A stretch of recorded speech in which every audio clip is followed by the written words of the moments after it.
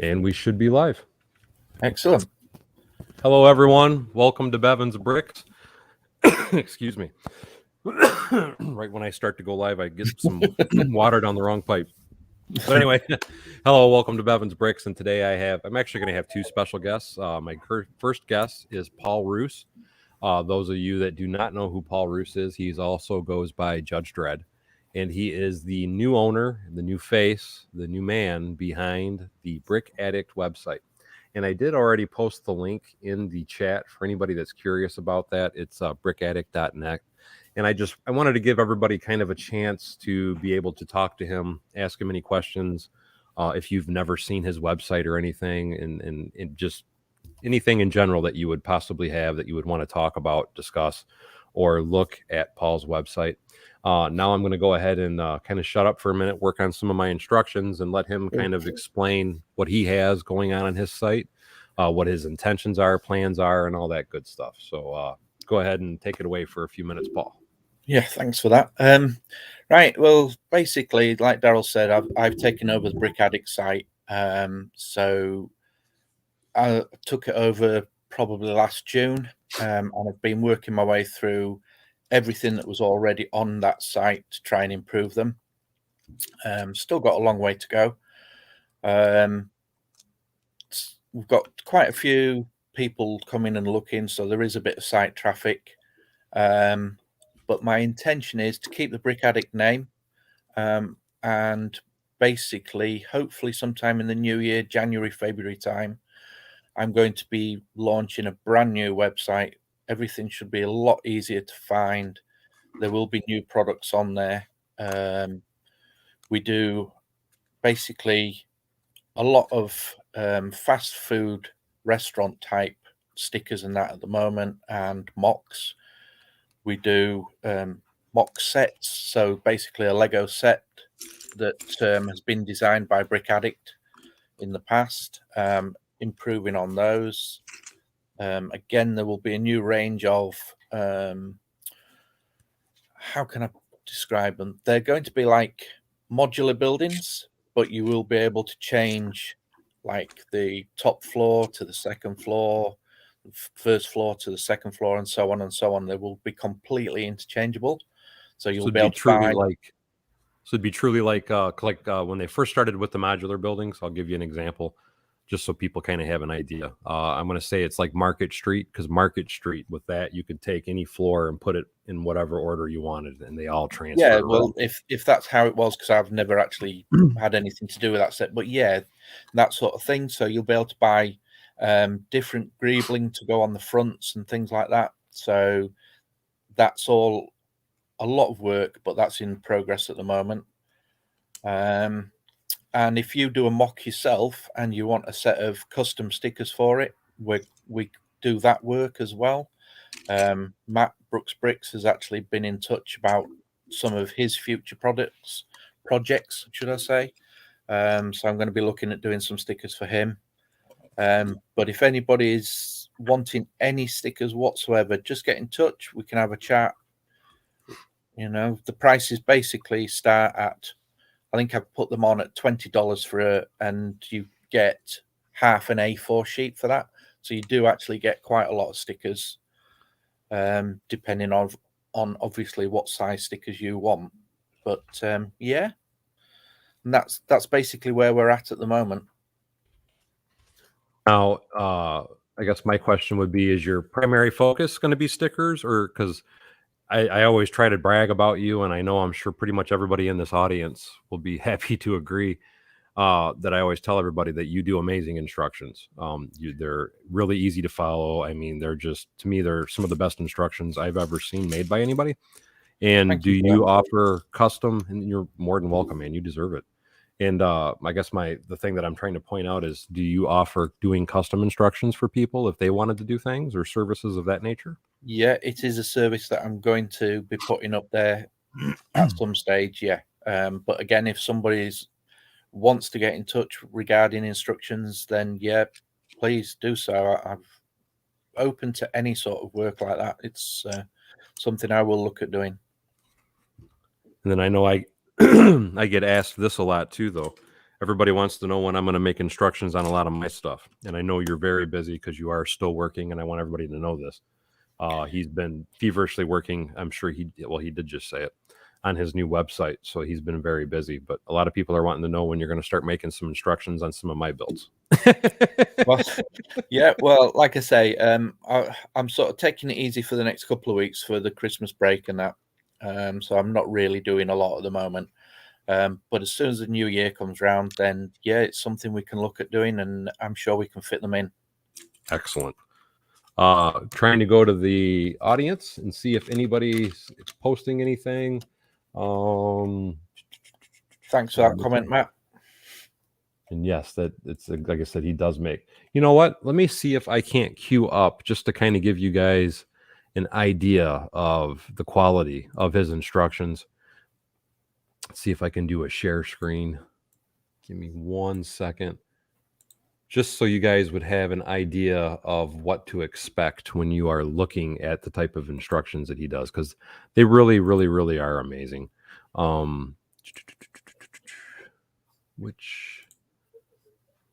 There we go. So I can do that. Awesome. And let me mute that so we're not getting a lot of background noise. Anyway, as you guys can see, because again, Paul Roos does all the instructions for all my sets. So if you buy any of my instructions for anything, any mock that I've ever built, they have came from Paul. So I want to be clear about that. But just to show you in each individual step, I mean, it is just like Lego instructions. He shows you the pieces that you are actually going to be using in that particular step. And then as you can see, each piece is highlighted in red. So you know exactly what you're putting on for every section. Let me just kind of jump ahead down. That was something else I guess I can show you while I'm here. It shows you all the pieces that are included with the set. So he does a complete breakdown of every single part you're going to need when you're doing it. But again, trying to find like somewhere in the middle here. Let's go. This is a bad example because it's red. It's kind of hard to see it. Trying to find something that's more white. We're still on the roof. Let me go back up just a little bit more. There you go. So now you can see, like, looking at this particular step, again, all the parts are right here in the top right-hand corner. Tells you exactly how many pieces it is. And then as you can see, you can go and look, and boom, it's highlighted in red. Like I said, it's just like Lego instructions, but to me, sometimes even actually better, because Lego doesn't even always make their instructions quite so easy to use. And that's why, like I said, I really wanted to make sure that I show everybody the quality of his work, because it really is an amazing job that he does. And but I'm going to let you go ahead and answer that. Kevin's asking you what programs and such that you use, Paul. For the instructions, it's basically just the studio that's provided free by Bricklink. It's just I've learned over time how to actually manipulate various bits and pieces, and I'm still learning now. I'm still improving on the instructions. So, but yeah, it's just for the instructions themselves. It's just the instruction maker on the studio. And we have another question. Somebody wants to know when you're going to make the Saturn V. Yeah. If you've got pictures of it, then we can work through that. And it'll probably take a little while to do, but yeah, we could do that. That is something, and I know me and you've actually already talked about that before too. And I do need to, because that's the only reason, looking out at my table, that I don't have that packed yet, and I don't have the oil rigs packed yet. I packed everything else up. And quite simply, the reason they're not packed is because I'm going to try and get a whole bunch of pictures so I can start sending them to you. Yeah. So that's why that's still available. So that just so you know, that is Matt, that is something that we do intend on trying to do. It's just like a lot of things. And like I said, he's busy. It is the holidays. But that is something we intend on trying to get together, get working, get up, and get for sale here. Hopefully, I'm going to shoot for summer, depending on how Paul's schedule looks. Well, yes, summer is a reasonable date. I mean, if we can do it earlier, we'll get it done earlier. It's as simple as that. It's just I know it's a huge set, so yeah. And we got to take time, because just to give you guys kind of an idea of what me and Paul actually typically do is because if you ever wanted him to make instructions for you, this is the procedure you would basically have to follow through on.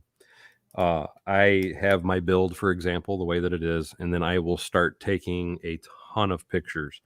I will even go as far as taking apart certain sections of it just so he can see a really good breakdown of the actual build itself. And then he works from there. And what he does is, as he's building his instructions and making the design and everything off my images, he'll send me progress, or he'll send me an update. Here's what I got. What do you think? Is it working? Is it how you did it? Is something wrong? And then we communicate that way. That way it's always really good. And I have to say, Paul makes it easy because I don't have to break down as much as I would expect to have to break down for most people. He's really good at being able to look at it and just kind of breaking it down himself to kind of figure out how it went together.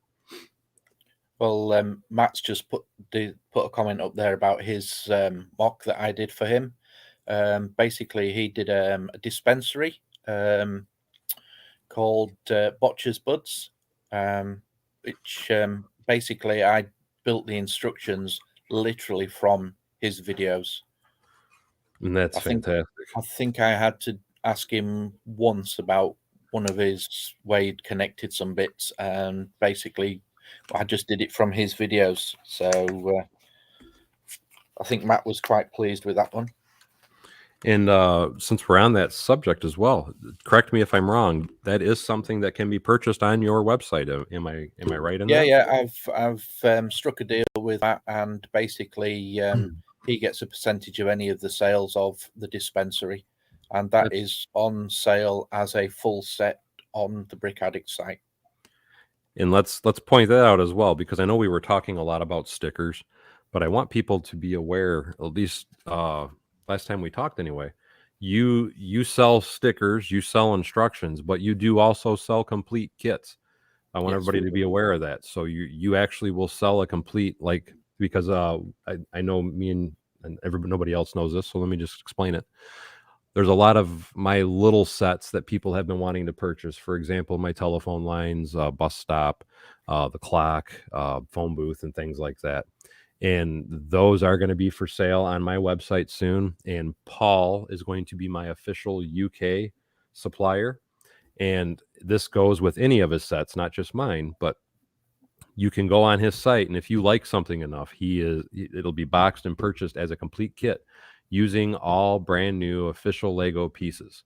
And I want to repeat that: brand new official Lego pieces. It is not off brand. There's a lot of different people out there that do sell sets where its instructions and the parts and everything are complete as a whole.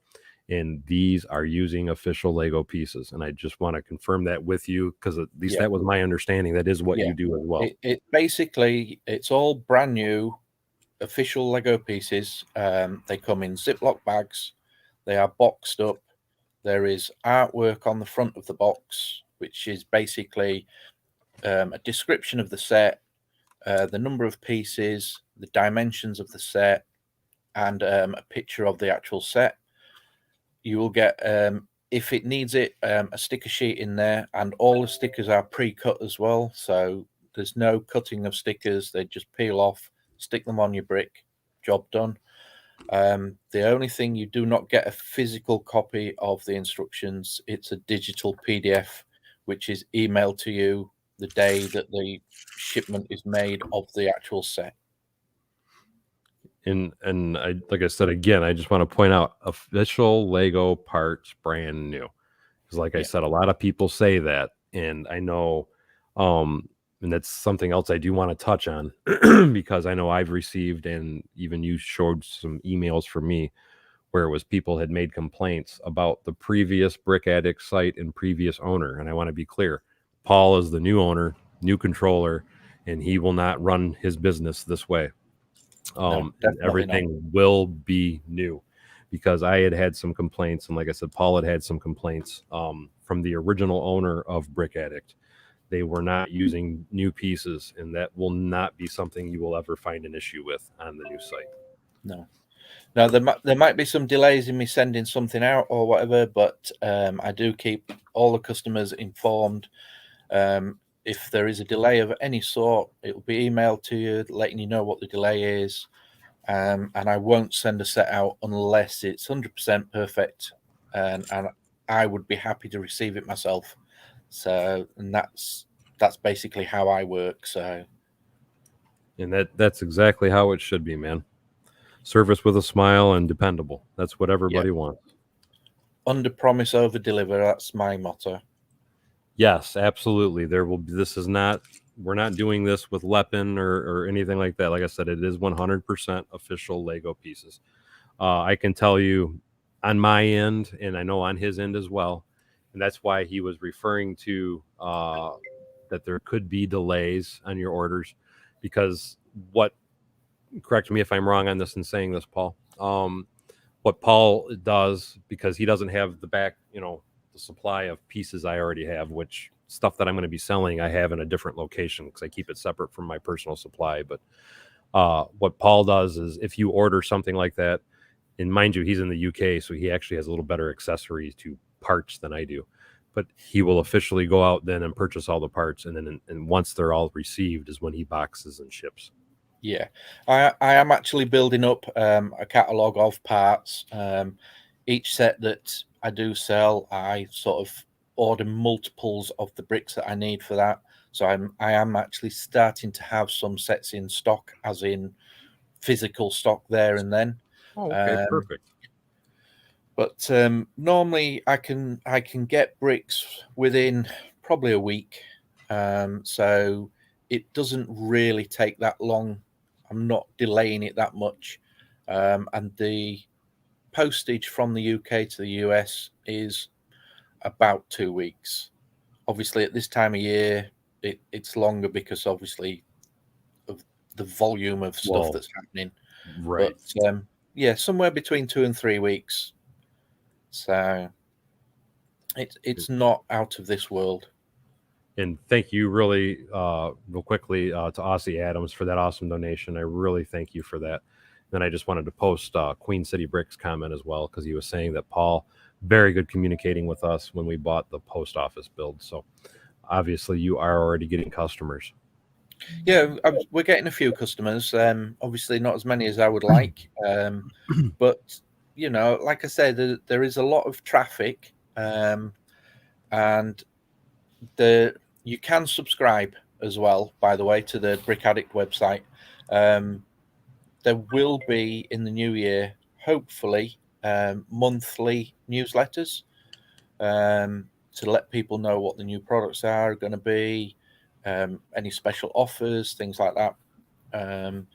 But if you subscribe, there's also a chat thing on there. Please just drop me a message if there's something you're interested in, and you want changes made to it, or you want something a little bit different. Just talk to me. I'm always there, and I will reply probably within 24 hours anyway.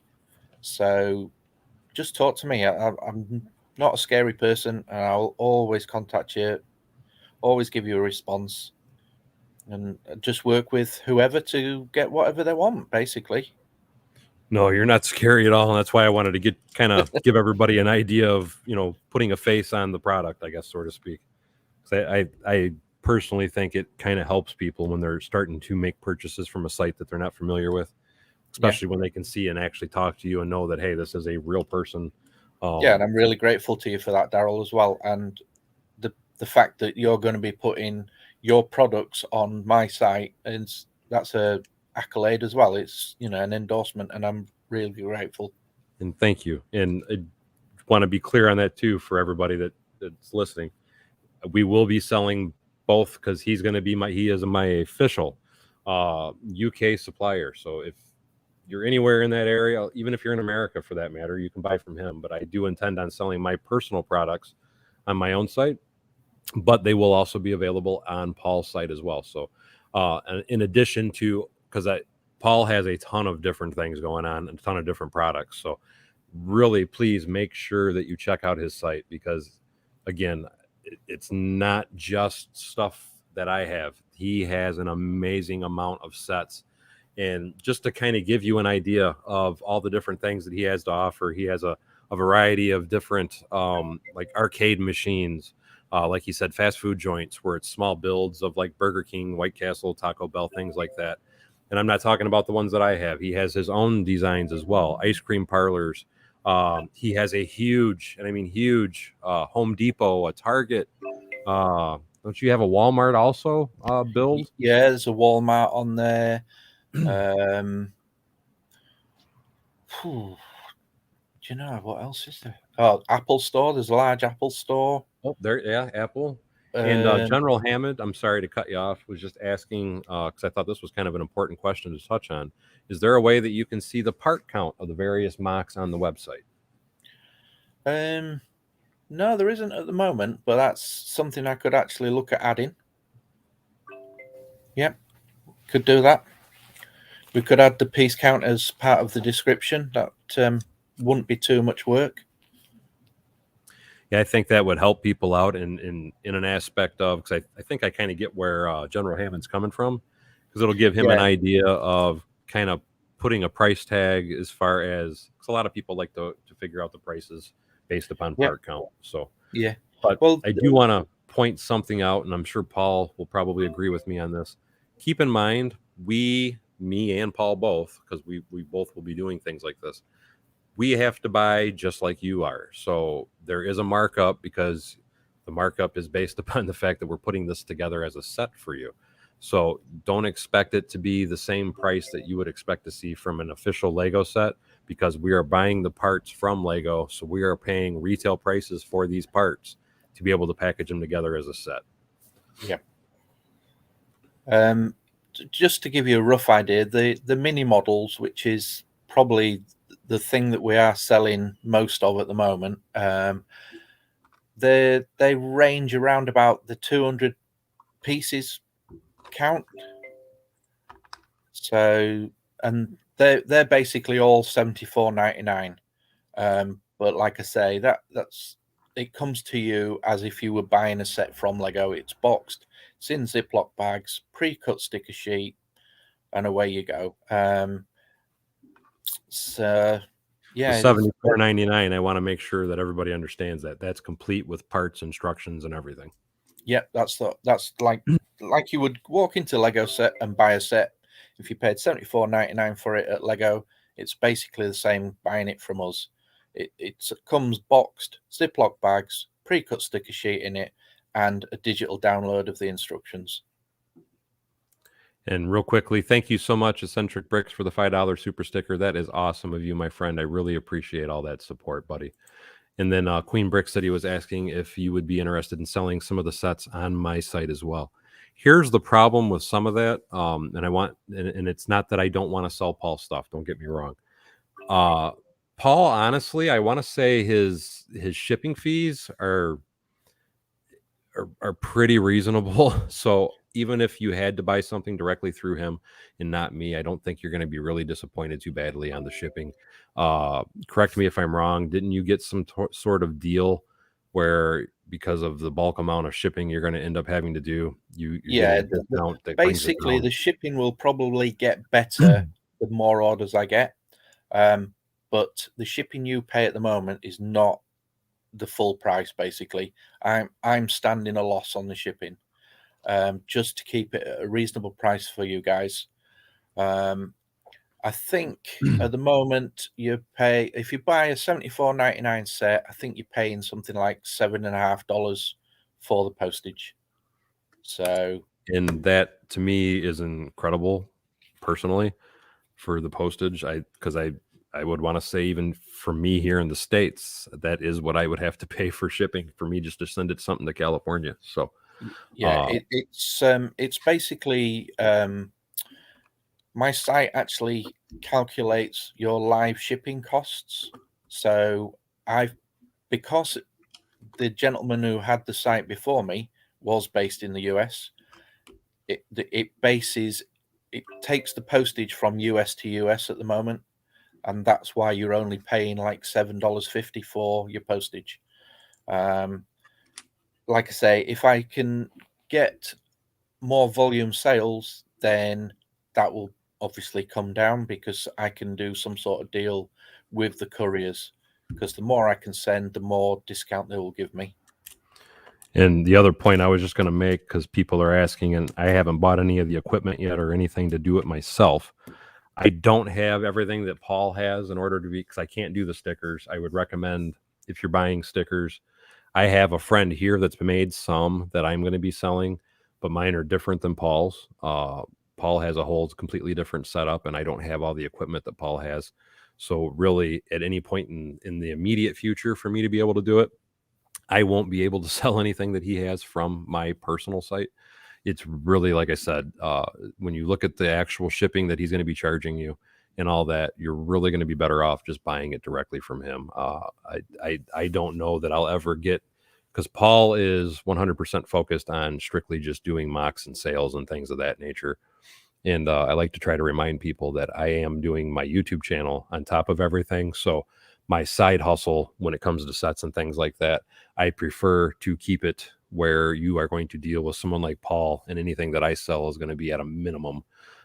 Just quite frankly, because I don't have the time to try and manage the store and do my YouTube channel at the same time.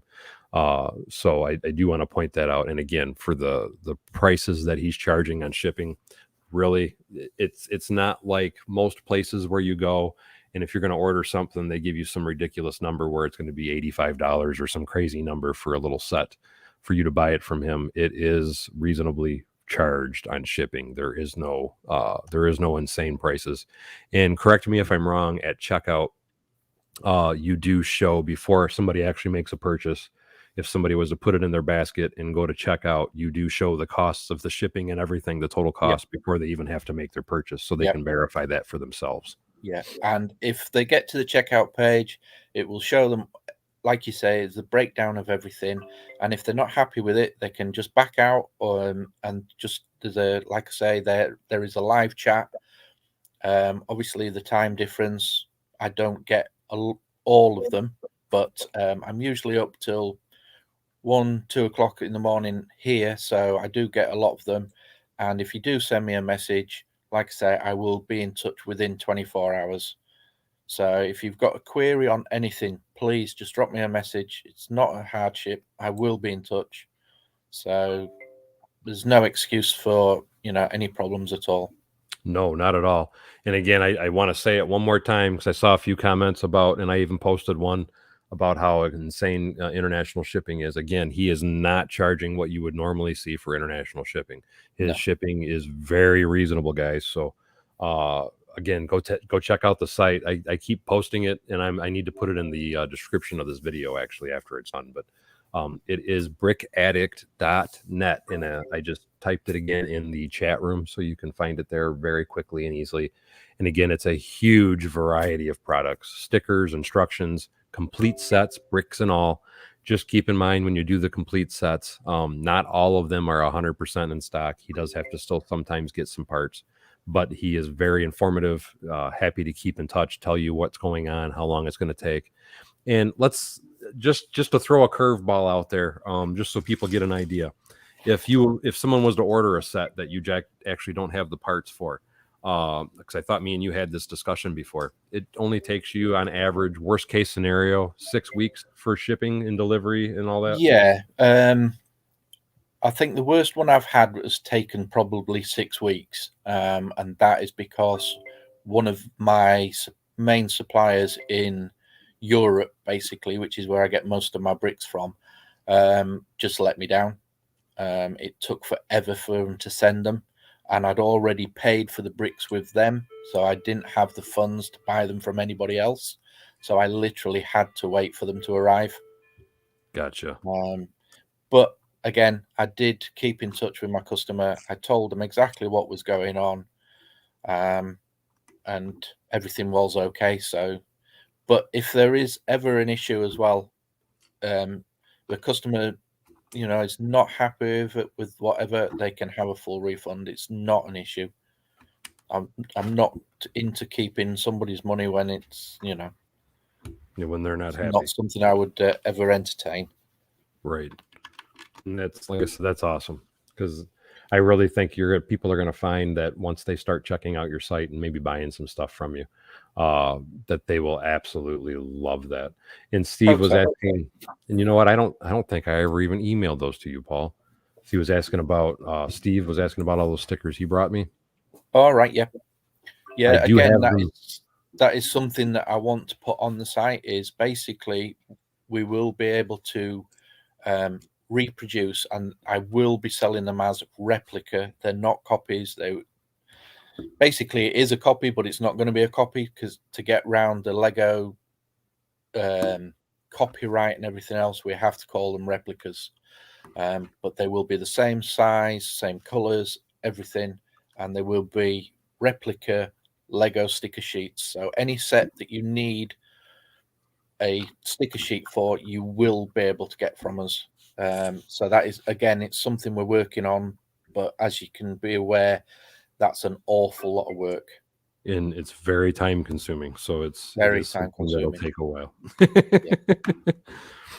Yeah, to get things to the quality that I want them to be at, it takes time. Mike Lamolino was saying the thing we all know is we will get them from you eventually. Some things you can't control. Absolutely, my friend. Yeah, absolutely. But we try to minimize any problems. But like you say, it's not always in your hands. So. And I just clicked the wrong button, so if I drop, I apologize. Give me 1 second. Oh, I didn't drop. Good. No. I thought I hit the button and I'm like, crap. I was trying to open my Discord real quick.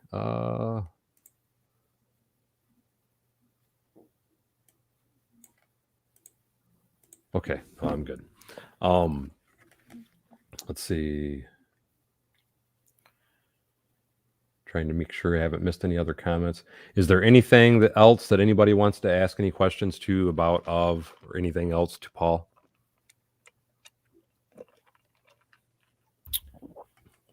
Because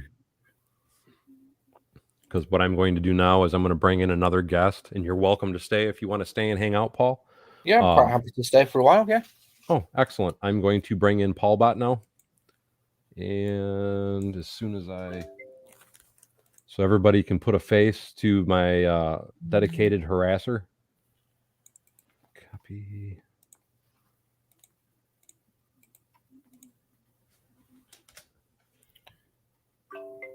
There, I had to get the link over to him. And that's awesome. Queen Brick City says they're already going to be a returning customer for you, my friend. Excellent. And General Hammond had a question, and I am looking for that question. I think it was the one about the piece count, wasn't it? Oh, they're asking about the dispensary. Do you know how many pieces are in the dispensary? Not off the top of my head, but I can soon find out. 1 second.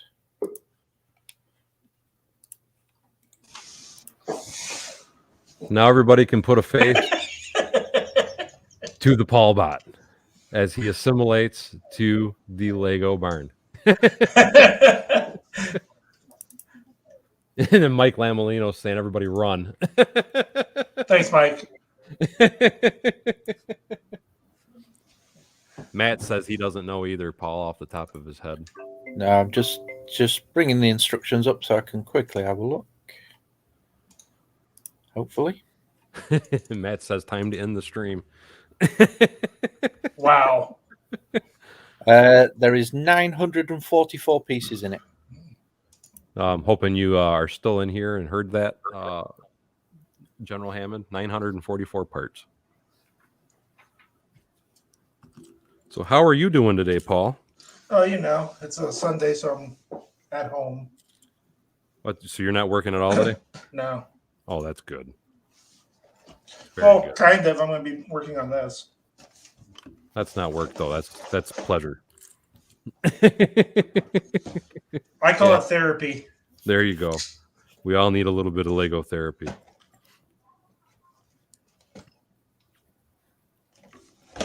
And Rob says, look at the clean room.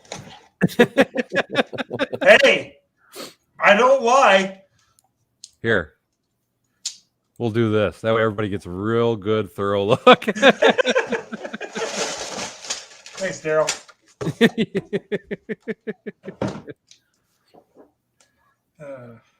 Magic of the Moment is questioning about the train station on the site. I personally cannot.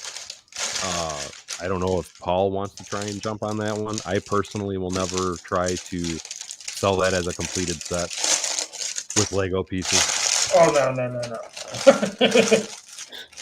Like I said, No, it's just the PDF that's actually on the site at the moment, and that's basically Daryl's Discord.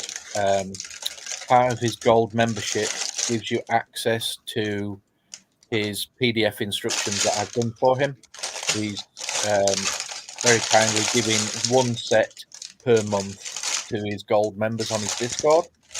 And basically, the easiest way we could set it up is to put it on the Brick Addict site, and basically, Daryl will give you a voucher each month, and then you can just go on my site and download them. You use the voucher and just download it for free. and then every month that'll be changing as well.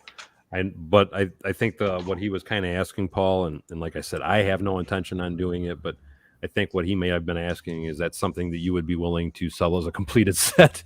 The work that would be involved in that, it's just no. You wouldn't pay the money for it, to be honest. No, because I just off the top of my head, going for the number of pieces, thinking about what the pieces would physically cost me with shipping and everything to get it all, I would have to say for that to be something that even myself would sell as a completed set, you would be looking in the $4,000 range. That's why I say it's definitely. not something. I mean, if you wanted to do something that large, I'm actually glad you did go with who'd you go? The off-brand Lego site that you just. That was probably the smartest thing you could do. The problem with that though is I'll never sell nothing to that company again. Oh, really? Because to this day, and I know they've sold more than this, they still claim they've only sold 5 so far. I personally feel they're holding back on numbers and basically jipping me out of it. So I'll never agree to that again with anybody. The whole deal of that has actually left a bad taste in my mouth. Not good. No, that's why it said I'll never offer it again, because I know they've sold more than 5 just by the number of emails I've got on questions, on issues they've had, and so on and so forth, parts being incorrect and whatnot. And I don't have, I think everybody contacts me because they think I might have some kind of direct link or way to resolve things quickly. It's not my company. I sold them the rights to it. So I have no control over it. And now and I know it's not going to happen, but if Paul was willing to make it a set from Brick Addict, I would be happier with that because I talk with Paul all the time. I have a direct line of communication. So any issues that I have, I'd be able to immediately discuss with Paul. Where with Light Take, which they've also are selling it under 4 different names as well. Anytime you buy it through that company or any of their subsidiaries, as they told me they are using, it's all under their control. I have no control over anything that they're doing or what they're doing about it. So, and like I said, I don't have any records to what they're actually selling. I know they've sold more than 5, but I can't prove that. And that's all. Right. That's all I've received funds for, is that they've sold 5, and that's why I said it's left a very bad, bitter taste in my mouth, and I'll never do it again. Does the set actually have your name, logo on it, or anything like that, Daryl? My name is on it, yes. Yeah. See, that's not good then, is it? Because it's not good for your name. It's leaving a bad mark on me, and that's why I said I'll never do it again. I'll never trust another company again unless it's somebody like you that I directly talk to, have communication with, and I can actually have a bit of say and control over what's going on. That's why I said the whole thing has actually just left a really, really, really bad taste in my mouth, and I'll never do it again. my personal opinion, anyway. So Daryl, I know Bricks is asking this. If you don't mind, I can show everybody my wall setup. Yeah, sure. All right. Might be a little wobbly. I don't have a good camera like you do. Let's see if I can. I'm going to put you in the. I was trying to keep it to where we were all on it. Make you the There main. we go. Okay. Just let me know when you're ready.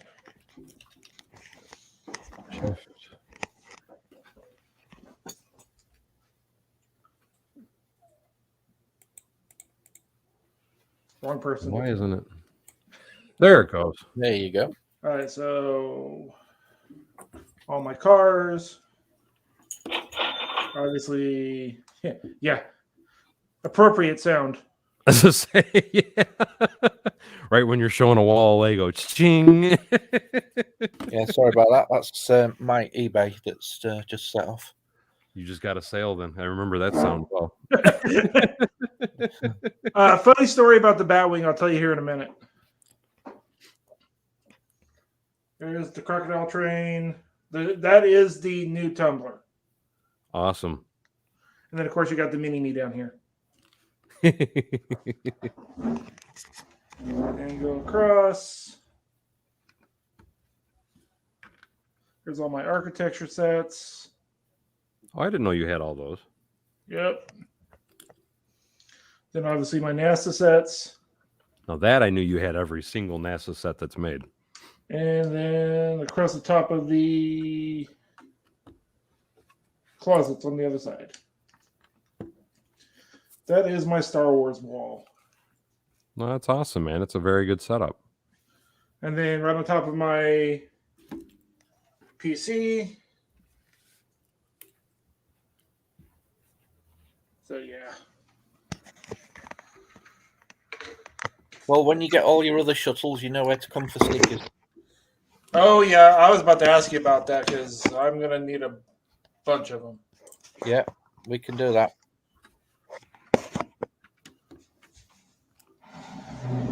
Because we all know the quality of Paul's work. I know pretty much everybody has seen it. And Paul is hurting himself now. Yeah, pretty much.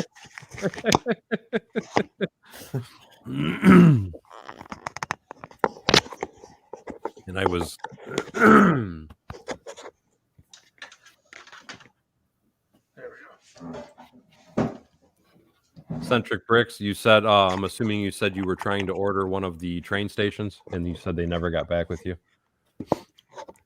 That's why I said it's it's left a really bad taste in my mouth, and like I said, I really regret ever agreeing to it, and unfortunately there's no way for me to pull it back because deal done, they got it, so I just have to live with it and hope nobody gets upset with my name on it because I have no control over it.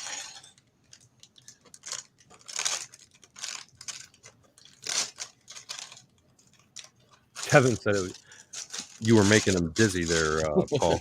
You're welcome. Yeah, that ceiling fan wasn't good.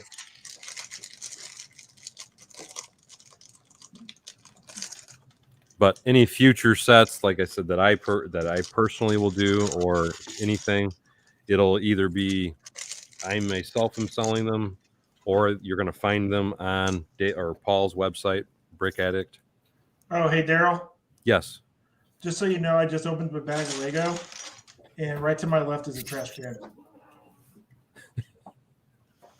See, they don't have to be very big.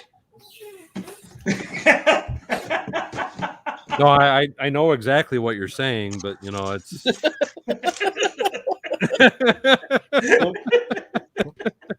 have a real bad itch. It's Yeah. Usually pushing up the glasses works. yeah.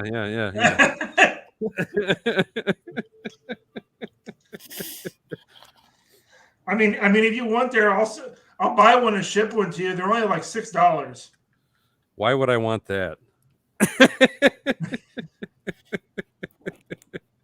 Then you don't have something to complain about. Oh, I'm sure you'll find some. I'll find something. Oh, I wouldn't doubt it at all.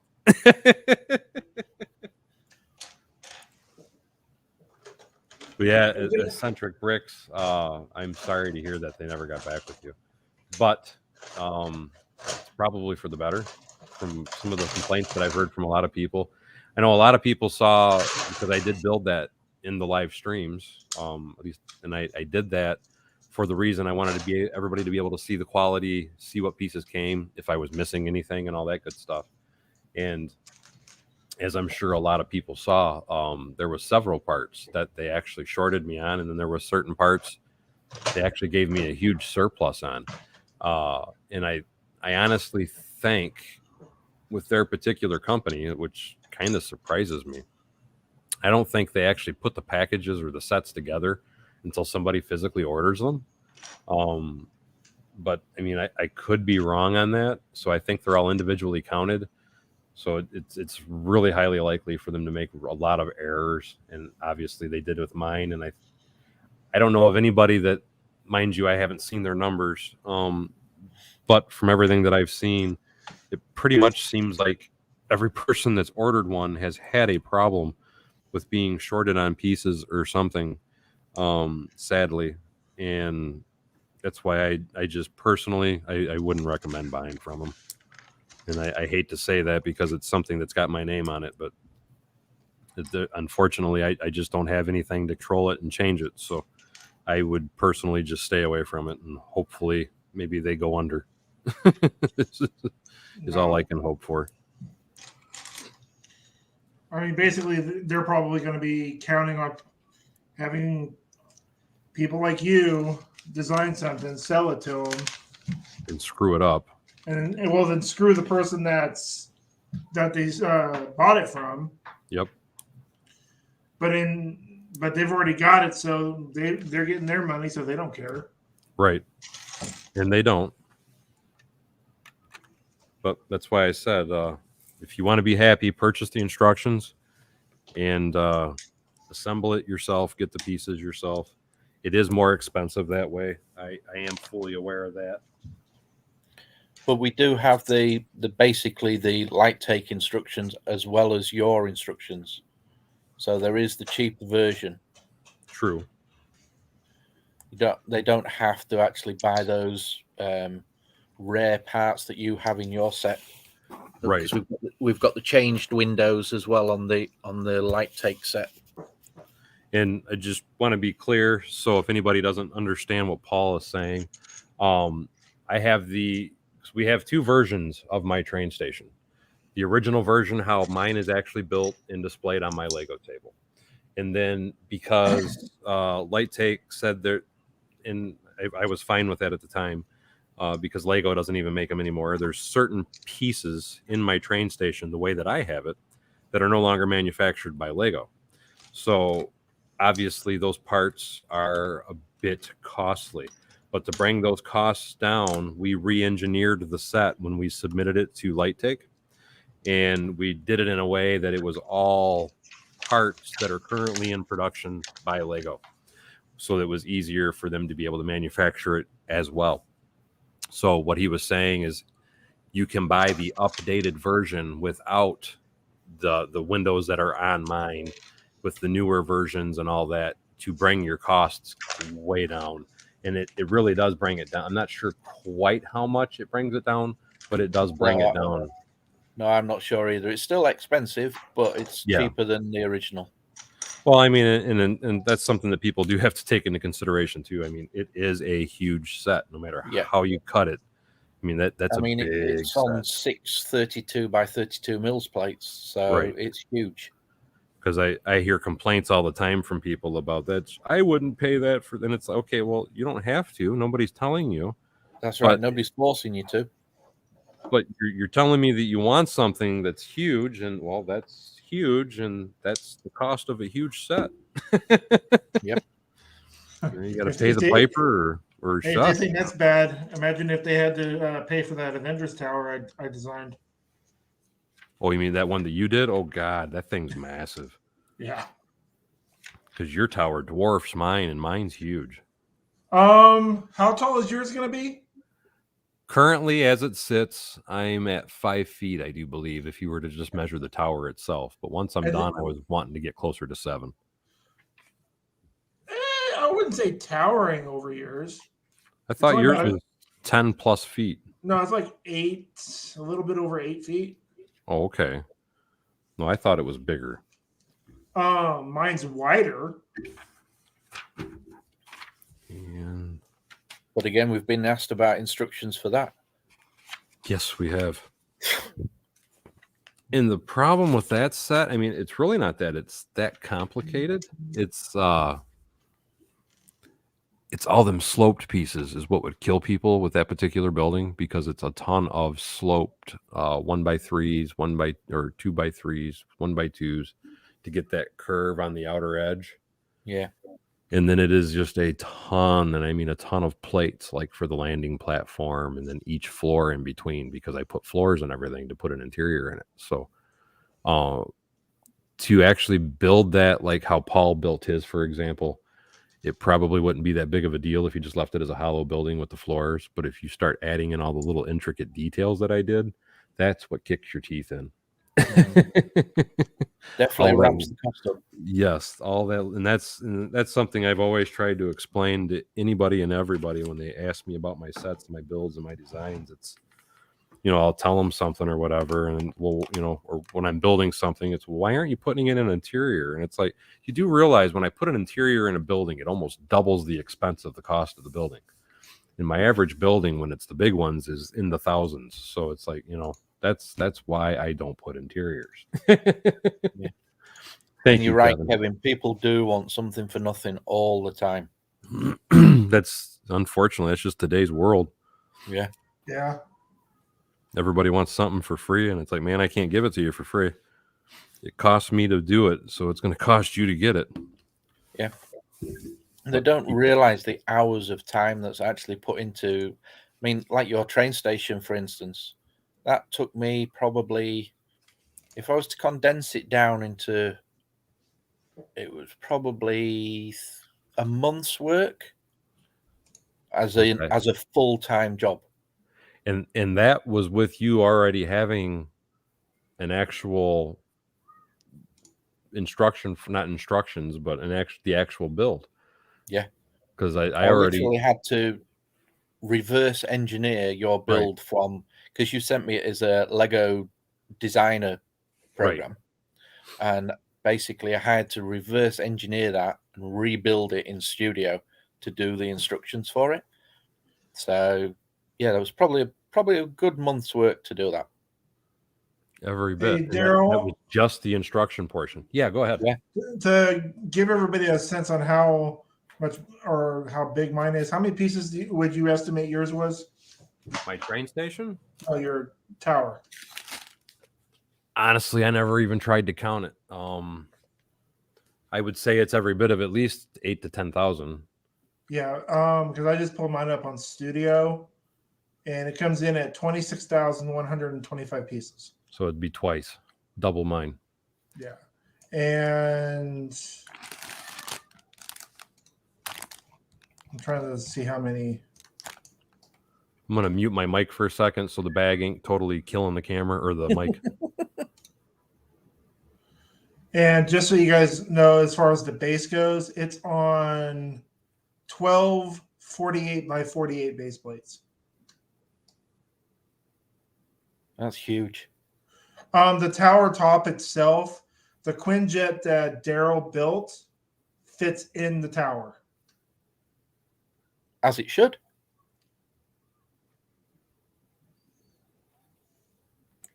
Mine would actually fit in mine if I just added 2 rows of bricks. But it throws off the proportion of that floor, is why I didn't do it. Right. Because the opening, the width of the opening is fine. It's the height. I'm 2 bricks short on height to get it to actually go into it. But like I said, I didn't want to modify it because I'm more of about just looking at it from the distance and it looking good. I wasn't as worried about the functionality as I was about the appearance.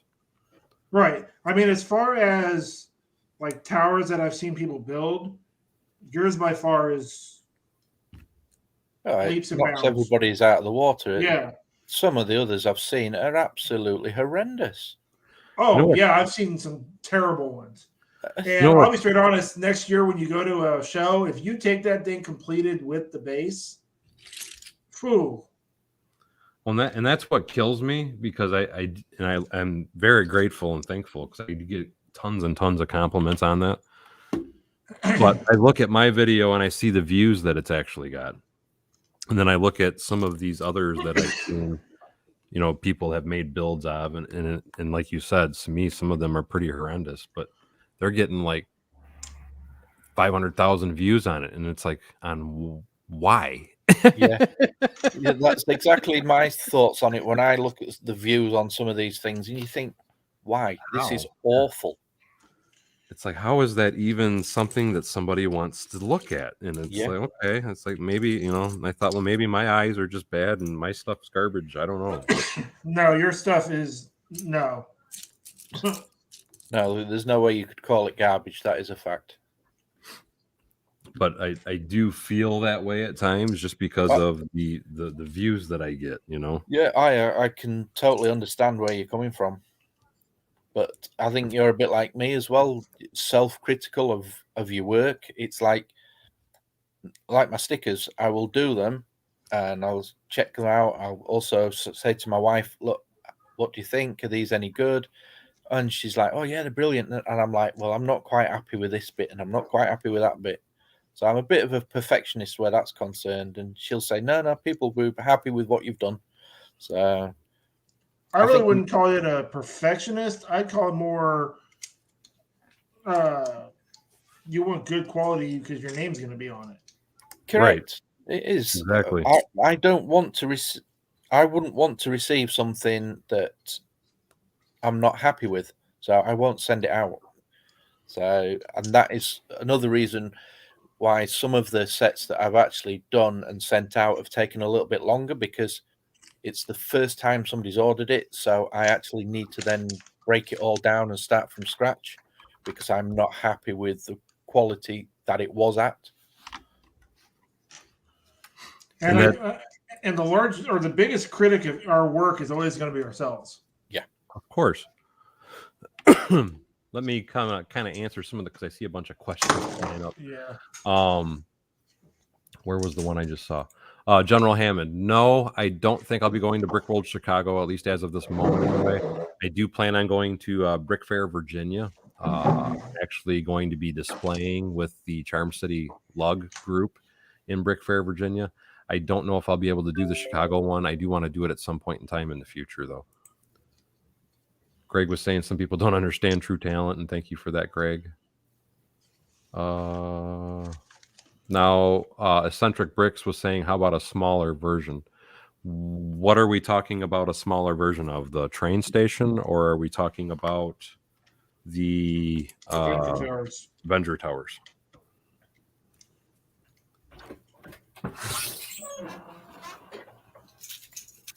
And this is actually a question more for Paul.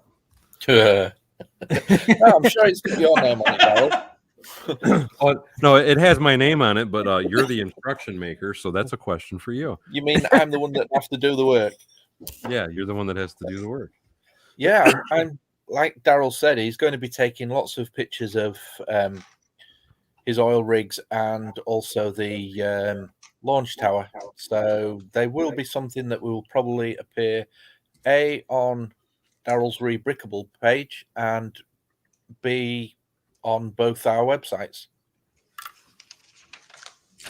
It will obviously take time because it's not a 2-minute job to do these sort of things, but yeah, they will be there. Yeah, because those the oil rigs really they're a small build. Actually, they're pretty. I guess the biggest question I would have, Eccentric Bricks, would be this: are you wanting it as a functional set where you could put a motor on it? And what I mean by that, are you wanting the Lego 9-volt, whatever? I'm trying to think. I'm having drawn a blank. But anyway, the Lego motor systems on it, or are you just wanting it to where you could have a crank on it and you could try and figure out how to adjust it later yourself? Because that's the kind of things that Paul would need to know as far as the designing of it. And another thing that I do have to point out when we do go to start putting the instructions and everything together for it, I built it. Everything on that table was built, keep in mind, for a commission job. And the way that I built it is not the way that we would sell it. And the reason I'm saying it that way, the way that I designed those particular oil jacks, the drive system is built into a Mills base plate. And I know most people do not use Mills base plates. So I would have to try and read. And I agree. To me, they're the best way to go, but it's a price thing for a lot of people. But the point I was going to try and make is for me to offer those, I'm going to have to re-engineer them again. So that way it's something that people could buy and assemble without having to have it all installed with a gear drive mechanism through a Mills plate. Because I have a very large gear drive that runs through the base of the Mills plates that makes all that stuff actually function the way that it did. And thank you for that. He says, my content is real and helps people. Greg says his wallet's going to hurt more now.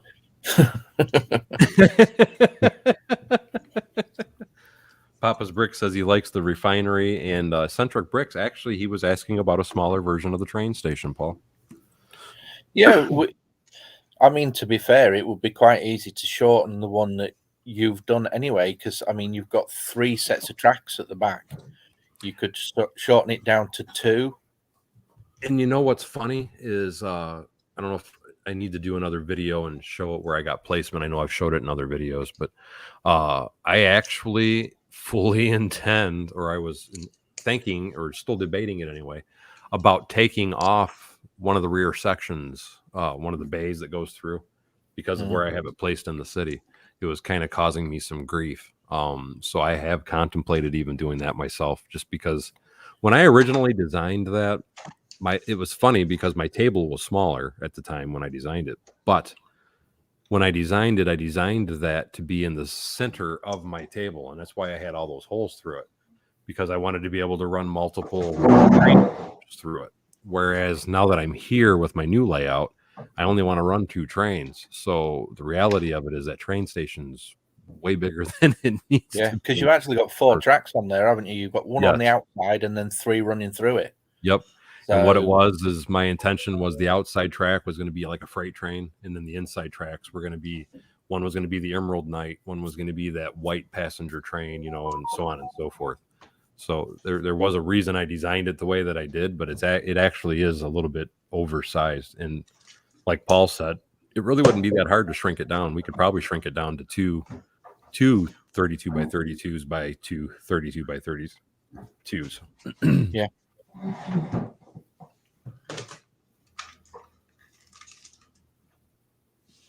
And Matt was saying he'd like to get that refinery.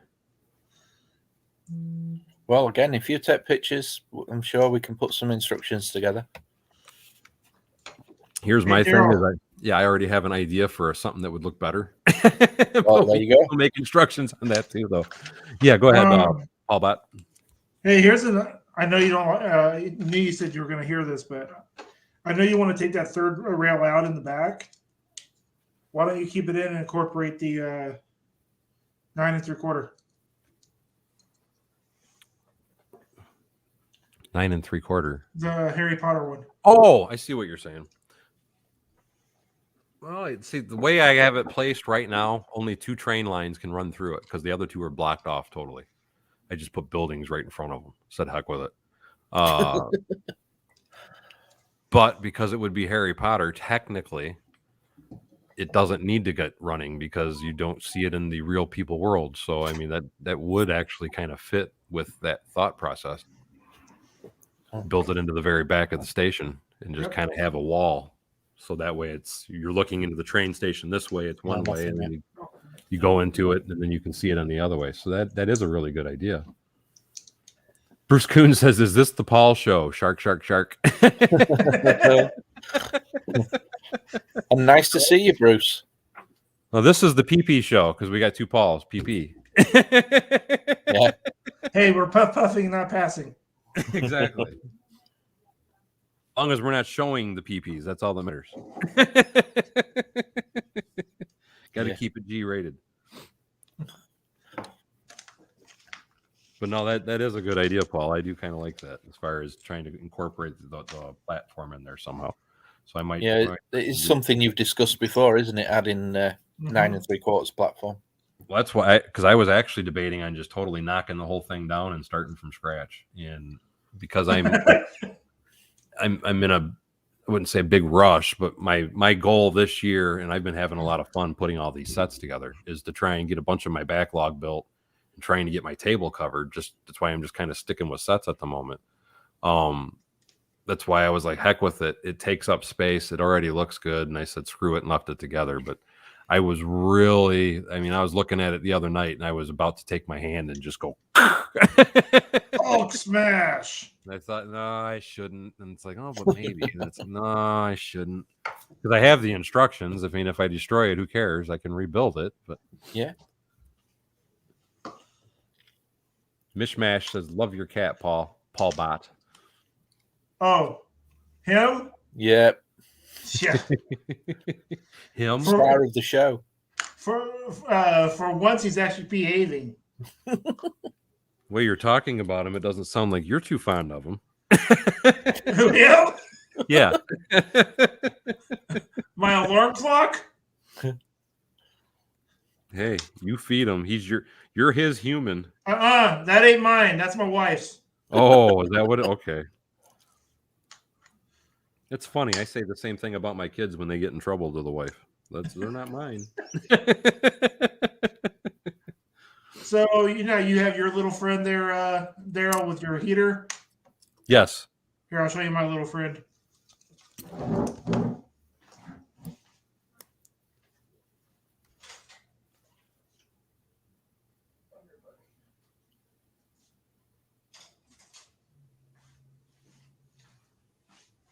And that's perfect, Bruce, because Bruce was saying he did a large train station mock and he incorporated the 3 3/4. Oh, you got a ferret. You got a little rat. I got 2. Oh, you got 2 of them?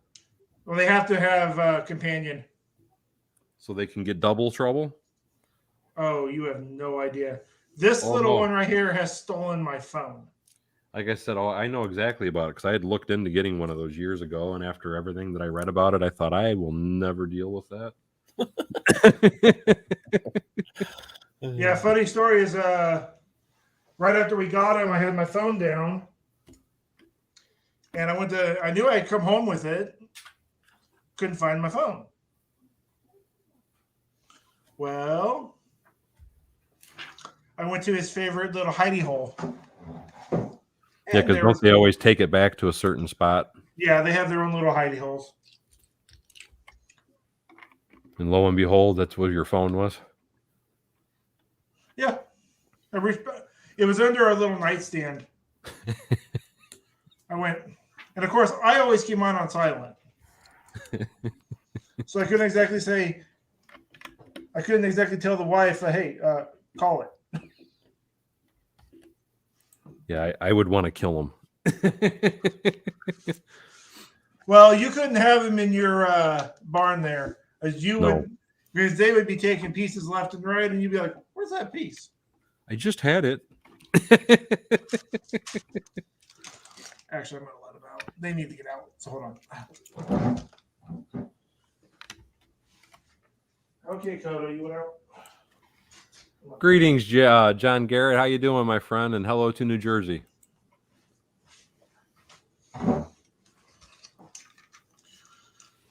So, go ahead. Daryl, you're familiar with the original Beastmaster, right? Yes. Look at little Kodo. Oh, God, he looks just like him. Yeah. That's Kodo. That's funny. So, are you working on anything currently, Paul, as far as any type of new projects or new Paul Roos on any new projects, new designs, new instructions? I have 1 or 2 things that I am working on, yes. I'm looking at doing a range of Winter Village bits, of which I've got 2 designers helping me out, my wife and my daughter. We're also looking at putting a range of mosaics on the site. That would be cool. I've got one that's completed. The design is completed, and the instructions are about halfway through. And that's Captain Jack Sparrow. from Pirates of the Caribbean. But again, I'm hoping to do a range of those. And that's probably about it at the moment because, like I say, I'm putting a lot of effort into actually redesigning the website. Well, and I can imagine because I remember I looked at it and I know it's nothing to do with you because you inherited it. Yeah. But it was an absolute disaster when I saw it. Yeah. I mean, it doesn't look bad right now. The only thing I would say is I agree with them earlier, putting the piece count on. Yep. Yeah, it's something I will certainly look into doing. No, it is definitely a huge improvement how it is right now. But to me, it still feels a little cumbersome, I guess. I don't know how to put it is. It's very clunky. It's hard to find stuff. No, it's not what I want from a website. But obviously, like you say, I've inherited it, and I can't change it overnight because I would just make it worse. So, right. No, and I get that because you don't want to just take bad and throw something worse over it. It's so. No. I do get that. Now, so if people can just bear with me, then it will improve. I mean, even I was looking at some of them. I'm like, I like those. I wouldn't mind having them. The one I really like was the Home Depot. I just didn't like the price. No. Well, again, it's Lego, isn't it? The prices are just to buy the parts is ridiculous.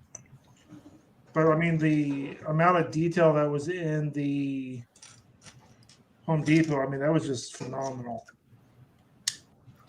The one thing I'm struggling with is whether or not to actually continue his work that he was doing on YouTube and actually do videos on the products that we're going to be selling.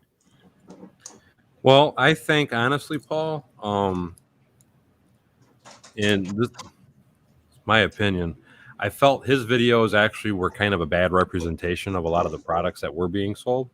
So if you wanted to do videos, I think you would do a much better job on them because to me with the videos, he's just like a lot of it is just he's kind of like rambling a bunch about nothing. Where if you were going to do the videos, you could showcase the stuff that you're actually wanting to showcase. Mm-hmm. For example, show the sticker sheet, show where they're being used in the set, show some nice shots of the set just while you're kind of talking along. And I think it would actually benefit you better as opposed to all the videos that he actually had up about it. To me, it's almost kind of a nail in you in the fact of, to me, they're not very good quality. So it's kind of degrading the quality of what you're selling as opposed to increasing it, which is what you would want. Yeah. Just my feeling anyway. But yeah. Like I say, it's something I'm torn about. I don't know whether I actually want to do it or don't want to do it. But I think it would, like you say, be of benefit because any sort of form of promotion is better than none. And the thing to keep in mind, because when Dave owned it, he was trying to make YouTube a business in and of itself, where you're just trying to make promotional videos. Yeah. So that's why I still think that for you making videos, they might not get a lot of views, but what would be nice about it is if when someone goes to your site and they're looking at a certain product, you can have one of the links below it to see it more in depth. Click the link here. Yeah. And it doesn't have to be you talking or anything. It can just be a video, just kind of quickly, like a 360 view or something of the set, just to give people kind of a better view of it. So I think it would be beneficial for you, honestly, in a lot of different ways. Yeah, probably a good idea to do it that way. Hello, Faraz Bricks. I appreciate it. He says, hello, Mr. Bevins. Huge fan, and I appreciate it. Thank you so much for the support, my friend.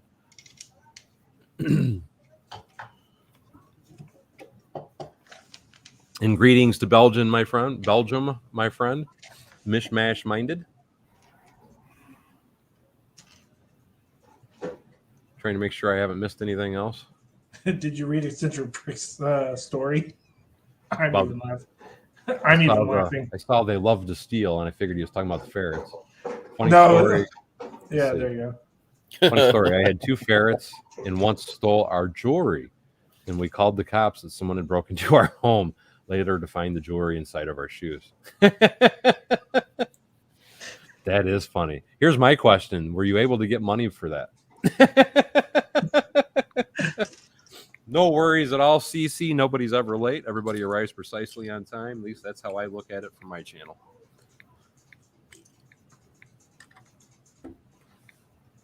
But no, that's why I said that right there is the reason why I personally have never gotten a ferret. I always thought they were really cool looking critters, but I do know that they are thieves, and Oh yeah. I already feel like I'm losing my mind. I don't want something else stealing stuff and making me feel like I'm losing my Yeah, I mind. think you've lost something and forgotten where you've put it. Or It's because the critter just ran off with it. You have a hard enough time figuring out where you put stuff, anyways. Exactly. Well, he's not the only one. That's why I said that's why I don't want something assisting me and making it more difficult. Well, at least you'd have an excuse this time. The ferret took it.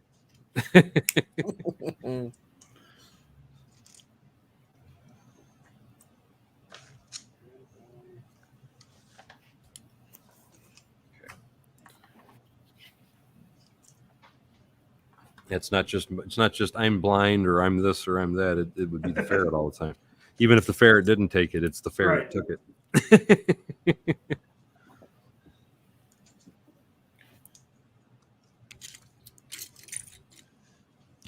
Did everybody? So, oh, go ahead.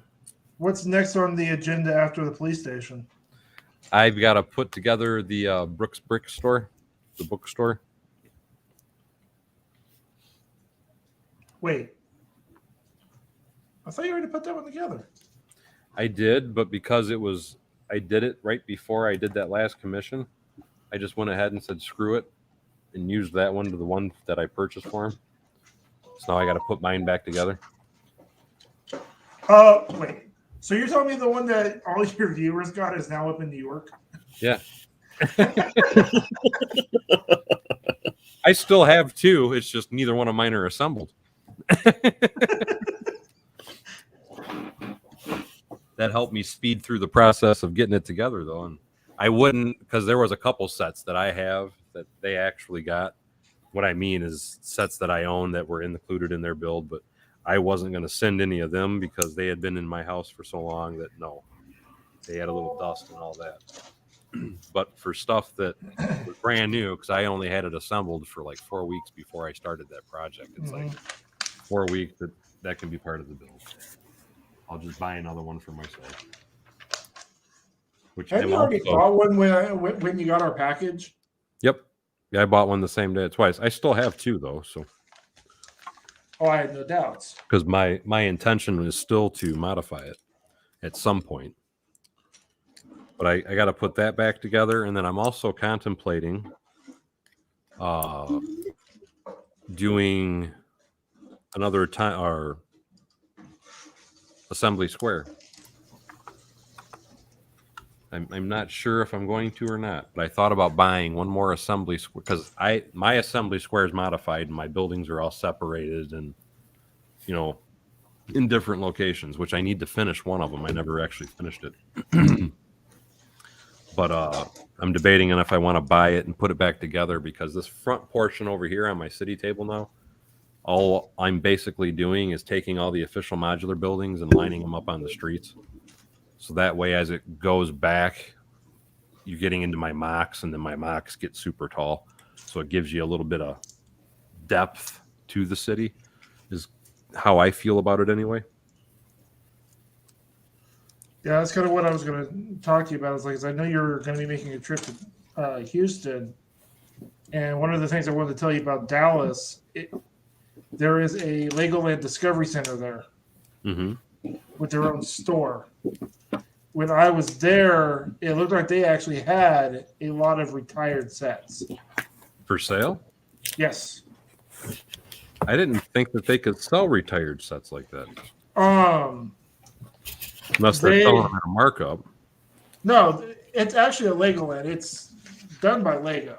So they just happen to have the sets there. Really? Yeah. The only downside I had back when I went is that they said that you couldn't get VIP points with it. Well, who cares? You know I know, right? how much stuff I buy without VIP points? Well, no, well, yeah. I'm just saying you couldn't even earn VIP points. Yeah, but again, like I said, who cares? But I know that they did say they were supposed to get a remodel like in November, like last month. Mm-hmm. And Lego was actually doing the remodel. So they were thinking that they may actually get access to Lego's systems where they could do the VIPs. Gotcha. But I bet you they take out all of the retired sets they had in the store if they did that. Probably.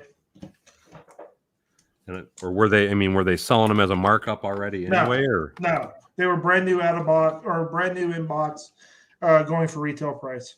Wow, I can't believe nobody knows about that place. Then I can't believe they'd have anything that's retired. I mean, I was shocked when I walked through there. I mean, there were sets. I'm like, this isn't on Lego's website anymore. How far back though did they have? I mean, what we're talking years, or are we talking? It was discontinued 3 months ago. I mean, it was probably the same year discontinued. Okay, that I can buy. I'm thinking hitting the gold and walking in and it's like, oh look, there's a green grocer, Yeah, that would be nice. Oh, trust me, if I had saw the green grocer and it would have been there, even though I love my Saturn V, which is what I bought there, yeah, that would have been put on the back burner. I would have bought the green grocer. Oh, I guess so. I know I would. I would have looked over at my wife. I was like, "Hey, I'm going to buy 2 of these. I don't care what you say." We're taking them home, and I'm selling one. Right. Nope, I totally get that one, man. And I am screwing up. Let's see, that doesn't go there. Oh, what's really funny is I actually gave somebody a ride at to Goodwill, and I've always asked them because I always see online that they have Lego at Goodwill. I've never seen it. Same here. So I asked them, I was like, "Do you guys ever get any Lego?" And they're like, "Well, yeah, but we usually send it to a central location." And I was like, "You guys don't realize how valuable those things are, do you?" And they're like, "Wait, they're valuable?" I'm like, yeah. Yeah. And the perfect example I always tell them is the green grocer. I mean, yeah, it's a 15-year-old set, but I mean, I think on Bricklink you can find them for like $2,000. Yeah, but here's the thing: if you go on eBay and you go to the donation store, Salvation Army, and a lot of those other places, they actually sell on eBay. So that central location that they're going to is so it can be sold online on eBay because they can make more money off it than they can if they pop it in a store. Oh yeah. So don't think that they're sending it to a central location to throw it away. They're sending it to a central location. Oh, I know they're not throwing it away. Yeah. But what I'm thinking they're doing is they're taking them to those central locations and just bulking them there. Probably. But I hear people all the time tell me, "Oh yeah, I found this at a thrift store. I found that," and I'm like, "Where are you shopping?" Because in all the years that I have always, because I'll get on a kick and I'll start checking them for a while, and then it's like, okay, I'm sick of this because it's always garbage. And if you're lucky, you might find some Mega Blocks, but even that's usually something that's trash, and you're not buying it anyway. So I'll give up again, and then I'll start reading some more articles. Oh yeah, I found it was like a $20,000 load of Lego, and they sold it to me for $100. And it's like, where the hell are you finding this? There's always somebody else that finds it. Yeah, I've never, ever seen anything like that. Well, it's like a friend of mine in, I want to say, Oregon. She went to a garage sale. You know those big Sterilite, the big ones, the big Sterilite containers? They were selling them at the garage sale for $5 a container. Oh, my God. They had 11 of them. She bought all of them for $55. I told her straight up, I was like, I'll give you $300 for them right now. Yeah. Did she let you have them? No.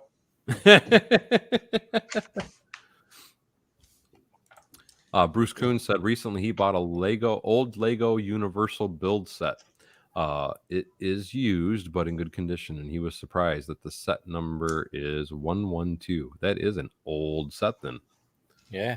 Where did you find that? 112? 112. That's 70s. Yes, it is. Actually, yeah, that would be 70s. Let's see. Lego set 112.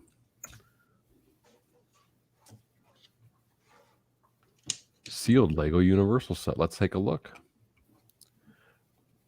It's going for $20 on.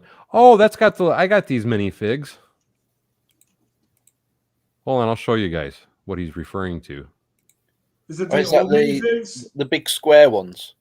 Yes. Well, they're not the big square. It's trying to think what they call them. Blockheads. Hold on, I'll show you. These guys right here. See them? Oh Yeah. yeah. Yeah. I have what it was. This isn't the set that I have. I had a set though that has the family. It had the mom, the dad, the grandma, and then 2 kids is the set that I have. But this is definitely 70s. As the picture shows 2020. But the set itself is 70s. I'm trying to see, 'cause normally I thought there was a date on the box somewhere. It's probably on the back. But I always actually used to love those little doors, the little red and blue door. Yeah. I have a bunch of those. And then I liked the old windows too. I was going to say I've got a bunch of the old windows. Yeah, they're And then the great. base plate was like a It's a solid. 8x16 brick or something. Yeah. I Yeah. wonder, I now that I have right here handy in my bulk bin. I had no doubts.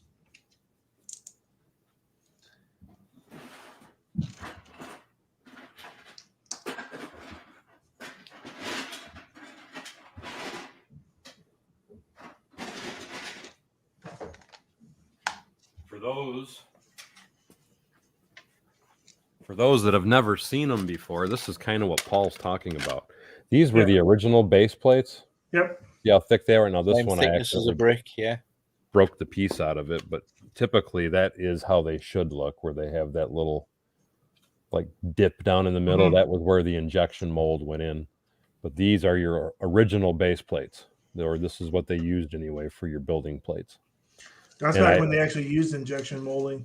Mm-hmm. But I have a ton of these, and it's because I had so much Lego when I was a kid.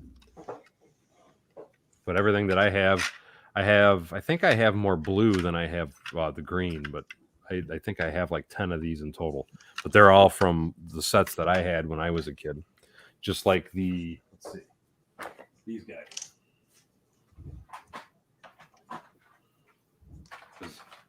These are the people, mind you. I have to put mine back together. I've pulled them apart. They're just kind of smally put together. But those are the little people. That was the grandma one. Like there was one of the kids. But like I said, they're all pulled apart in this drawer.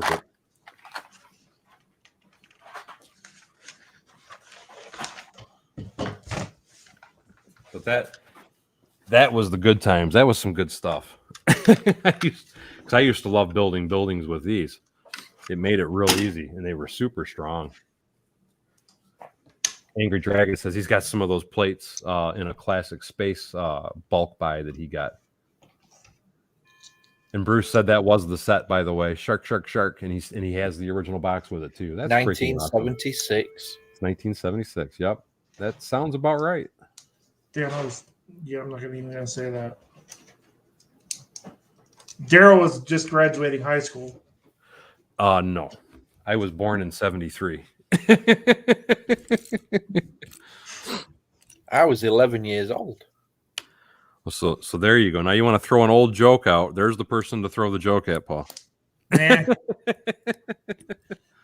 If it makes you feel any better, I was born the year after you, Daryl. 74? Yeah. So you're not too far off then. No. I just obviously age better because I don't have to go to bed at like 9 o'clock at night. Oh. I'll let you have it. 1,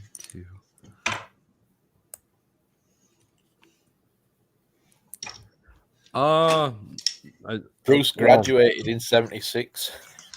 You can. They have studs on the side. They don't have them in the middle. So technically, you couldn't build on them, but you could add them into a building. Who was it that graduated in 76? Bruce Coon. Oh, let's see now. There, see, Bruce is retired though. But he graduated in 76. I mean, God, he should be retired.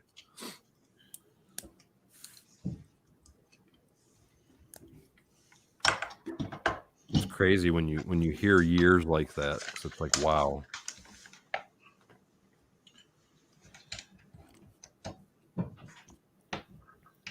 Yeah, time goes so quickly. Too quickly. It's like you blink and it's gone. Yeah, kind of like this year. Yeah, this year has flown. And I don't get it either, man. It was a weird year. And then the weather's so screwy too. Oh, what was it? Like 3 days ago, we were in the 70s. When I woke up this morning, it was 20 degrees. I'm like, thanks, Daryl.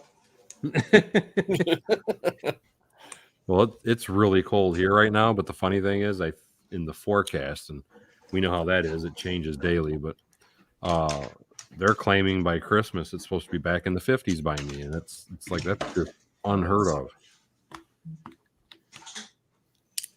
Well, somebody brought up a good point that I know that like we're supposed to have a really mild winter. I was like, yeah, that's what we had last year. And then February showed up and smacked us around. Yeah, we got blizzards and the whole 9 yards. I mean, it was colder in Galveston, Texas than it was in Juneau, Alaska. Well, wasn't it last year when all that stuff went on where bear with me. They had I'm trying to remember, was it Texas or it was last February. Yeah, I'll say it was down south somewhere though. Everybody's pipes were busting and there was water leaks and it got so cold. It got so cold in the central part of the U.S. they had to do rolling blackouts. Yeah, that's exactly what I'm talking about. And it went from the Canadian border to the Gulf Coast.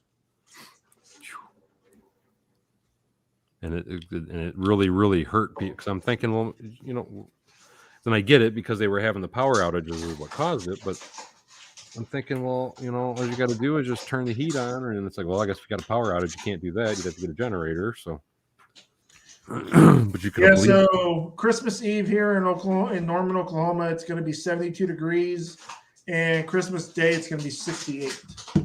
Holy cow! That's like abnormally hot for you guys, isn't it? Yeah. Yeah, it's doing the same thing by me, Kevin, because it's like frigid outside today.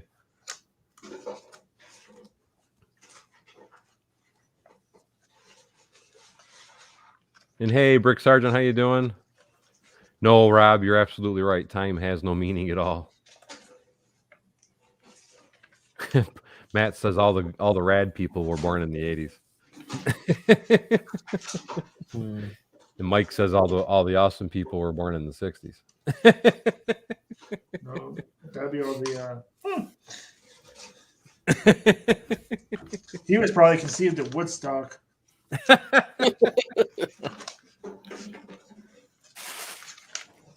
Actually, well, I'm trying to think. Woodstock, that would have been 60s. So, yeah.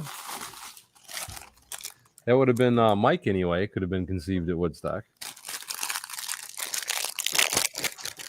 Bruce Kuhn says all the awesome people are born in the 50s.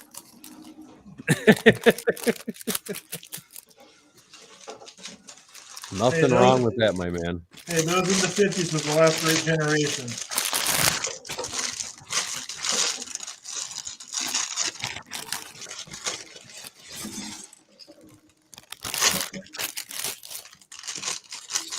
And I know we keep having people kind of cycle through. I keep seeing different names come and go. Just wanted to point out that Brick Addict up at the top right-hand corner. If you have any questions about his website, I just want to make sure I get that out there. He is here to answer any and all questions about custom stickers, buildings, MOCs, his website, anything you want to know about. So please feel free to ask. And then we have Paulbot, which is just here to annoy me. So.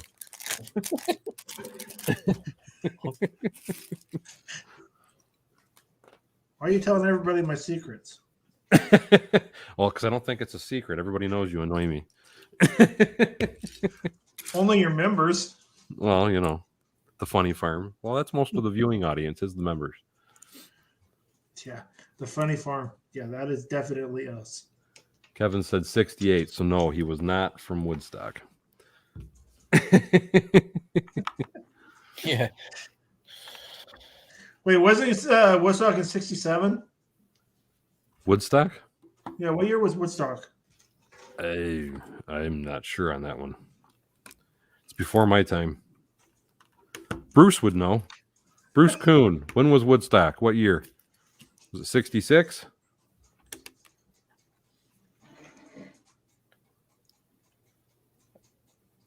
Matt says, apparently I'm a glutton for punishment.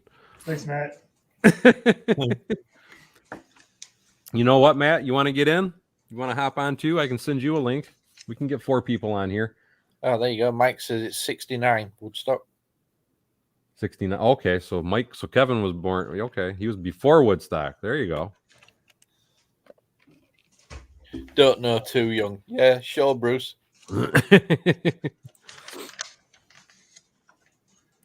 Wait, he graduated in 76, so 18. Yeah. He was just young. He doesn't remember it.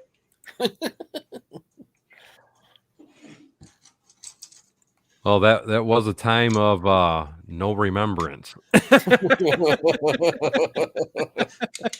I'm sure, to say the least.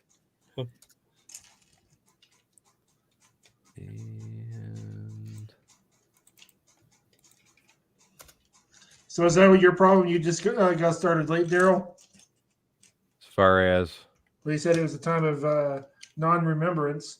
well, I'm saying that because there was a lot of drugs back then. Not that there isn't a lot now. There's still a lot now too, but that's when there was a lot of the love, the peace, and all that good stuff. Everybody was trying shrooms and lemon heads and all that. You may say the Super Angry Dragon. You may say the Super NES was the best console, but sorry, it wouldn't even exist if it wasn't for the Commodore and Atari 2600. I'm with you on that. I loved my Commodore 64, man. Yep. I loved that thing. I couldn't afford a 64, so I had the VIC 20. Those were still good too, though. Yeah, they were. I had a friend of mine, very can't remember what it was called now. Commodore was like the main one though that I remember, because it was like you could go anywhere and they had accessories for it. So I remember I had. Oh, go ahead. I did get an Amiga 500 as well. Oh, there you Wow. go. That was a good system. I've still got it. Do you really? Yeah. I've kept all my consoles. I've got the Amiga 500. What else have I got? I've got a Sinclair ZX81, first home computer. Got one of them. I had a Texas Instruments a long time ago. Trying to remember which one that was though, because it was right after the Commodore that I got the Texas Instruments. Yeah, I've got loads of consoles and that. Atari 2600. 5200 is the one that I still have my 5200. What's funny is I had the 2600. My nephew had the 5200. I've got all the PlayStations. That I have. The one thing that I regret getting rid of, though, and that's what he was saying, which was the original NES. I had it, but I got rid of it, and it's like, man, why did I do that? Yeah. Because I really would have loved to have played some of my old games again. I used to also have the Sega and then the Sega Genesis. I had a Mega Drive. Say it. but I got rid of those too. Sega always had the best commercials. I'll have to Yes, give they them that. did. Sega. No, it's like they come on, say it, Sega. So, I'm gonna. Speaking of the 2600, who wants to hear a very sad story? And yes, I do remember Tandy computers as well. Go ahead with your sad story. We'll cry you a river, Paul. Oh no, I think you're gonna cry too. So I worked at Best Buy, and they recycle everything. So I go to look in the recycle box to put something in. I look in, it says Atari, and I'm thinking, no, I am not going to find one of those here. So do you remember those old like storage compartments? You set the 2600 on, and it had room underneath it for all the games. And Yeah. I opened it up. It was a mint condition 2600 with games underneath. The games had all their books, they had all the cables, and 2 controllers. You are kidding. And you had to destroy it? We cannot take it out of there. I told you it was a sad story. Oh, that would have left. That would have had to have left somehow. Trust me, I thought every way. How can I get this out of here with nobody seeing? Because it's like, why would you destroy that? I even went over to our recycled TVs to see if we had an old tube TV, and I was going to hook it up. Push comes to shove, I was just going to leave it in the back of the building or put it in our break room. Put it in our break room and say, have fun. Yeah. Could have been entertainment for people on break. Well, no, we had a PS3 in the break room. Oh, okay. Yeah, that would hurt.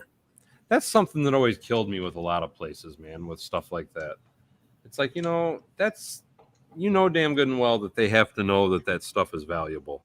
How is it that they allow I'll be straight honest. I want to know who brought it back to the back and why they didn't say, I'll just give you $100 for it. Yeah. Before they even put it in the back. Mm. Yeah, I don't. And then went out and put it in their car. Because I'll tell you right now, that would have been me. It is amazing what people throw away, though. They just don't know the value of it. No. Or they don't care. No, they don't care. Out of their way. People. Somebody with too much money is what it is, typically. Yeah. Then sometimes it's just some people just they don't care if it's worth anything or not. It's in their way and they want it gone. So yeah. That's why I said I don't understand why somebody up front, when they brought it to the back, why they didn't just realize what it was.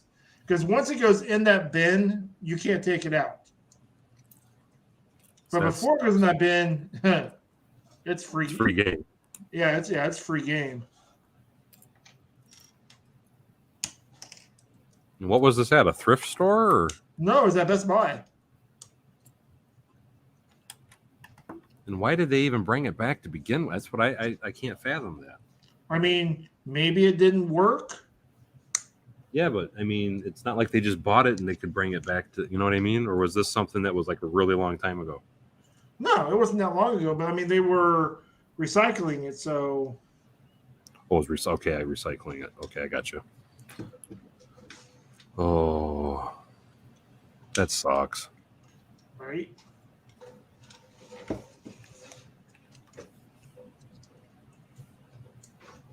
Chances are what they probably did is they went to turn it on, and you know if you didn't know the old blow on it method or the eraser, because I used to take a pencil eraser and you erase on it too, and then you could plug it in and get it to go. They probably plugged in a game or two, and none of them were booting up, and they were like, "Screw it, it's garbage." Oh, and trust me, they weren't just any games. You had Pac-Man, Asteroid, the original Pitfall. They had the big ones. They had the classics. See, I have all those on my 5200. Hey, Macro. How you doing, Macro? Hey, Macro, or Mike, or Greg, or Matt. Any of you guys want to jump in the live stream as well? We got room for a couple more people. We'd have a room for a couple more if Daryl would get a better internet. Doesn't affect my internet. This is all streamed through StreamYard, so I can have as many people on as I want. Oh, well, then why haven't you been using this? I do use it when I have guests. That way I can do it. Well, now. I just finally started paying for my subscription again. Or did you start paying for it, or did you create another email address so you can get a free 30 days? No, I'm paying for it. I'm giving you a hard time. I don't have the premium package, but I'm still paying for it.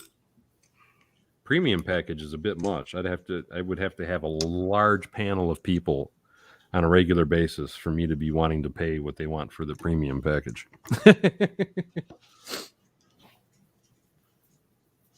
I still can't believe you were up so late last night, Daryl. I wanted to stay on until the Yeti Betty hit his 500 mark, so I stayed with him until he hit 500, just so I could harass him and call him the Betty Yeti. I didn't even hear what the bet was. I know there's a bet or something, but He's got to wear a dress for a 24-hour stream now. That's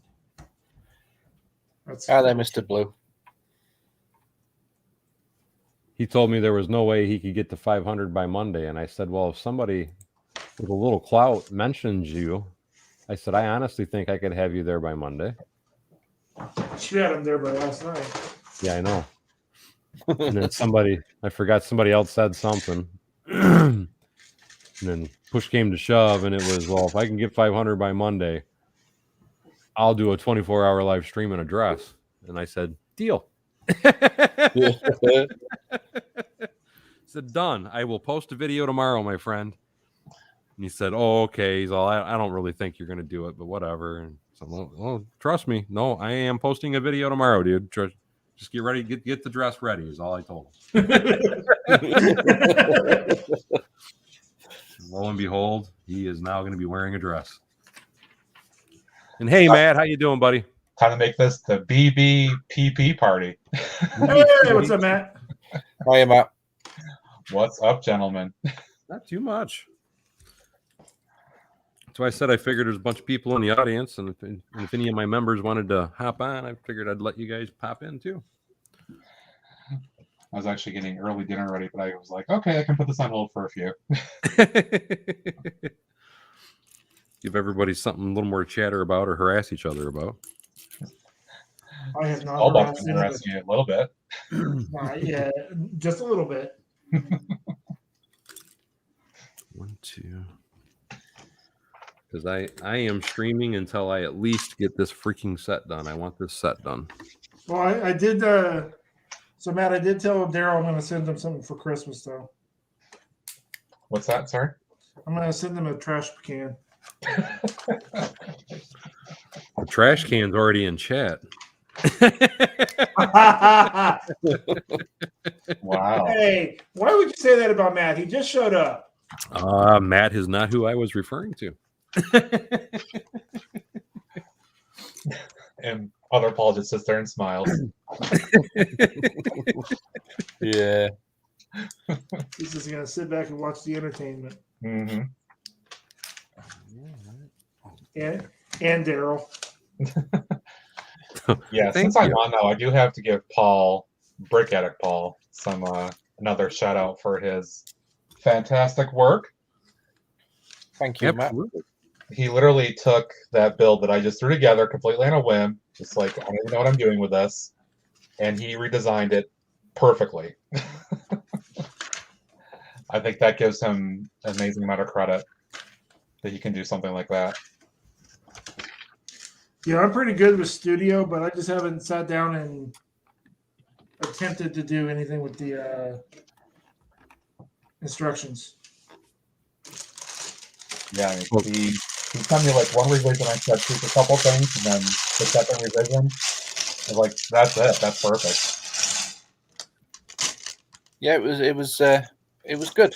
I enjoyed it. I'm glad you did. I mean, it was quite amusing to have that kind of build actually done as a instruction and a for sale build. Yeah, well, hopefully we'll get some more sales, Matt. Hopefully. I mean, it all started as a joke. It wasn't meant to be anything serious. And yes, he did. He was sweating there pretty good at the end. He's like, "No way, no way," responding to Brick Sargent's comment. Oh yeah, he was bugging at least last night as I was on with him for a little while.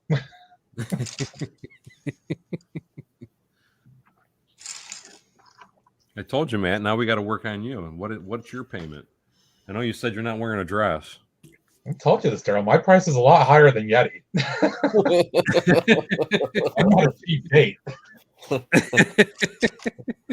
Not for that.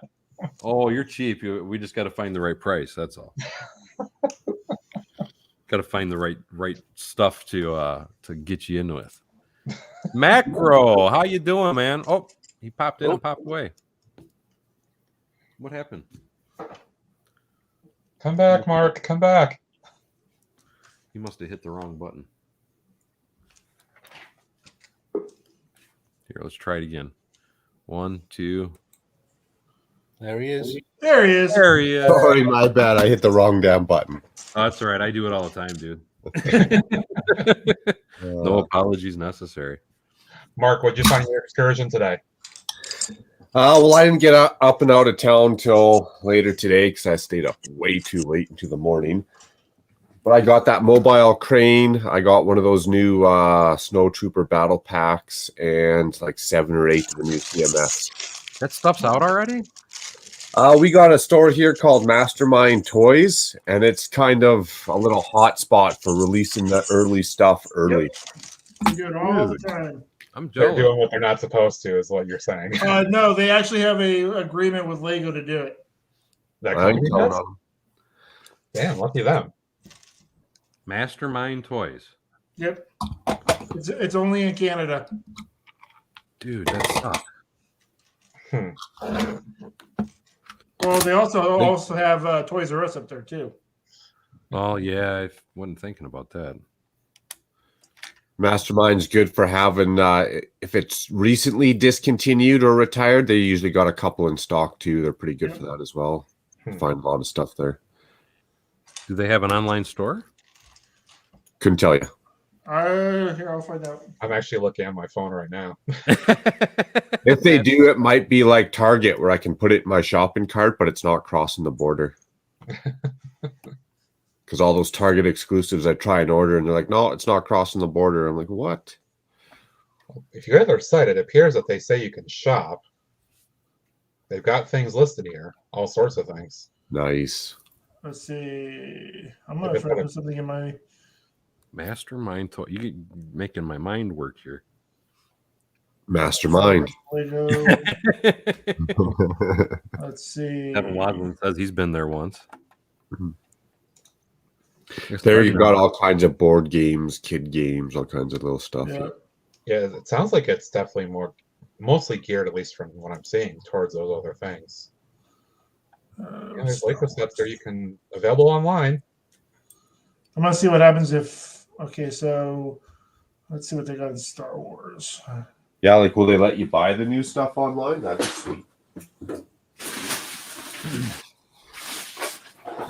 Well, if they would, they might be getting a sudden inrush of customers. Oh, like what a No cheater! kidding, What a right? cheater! That's cool. I'm just gonna put something in my cart. I'm really Yeah. liking how that build's turning out, Macro. Oh, thank you.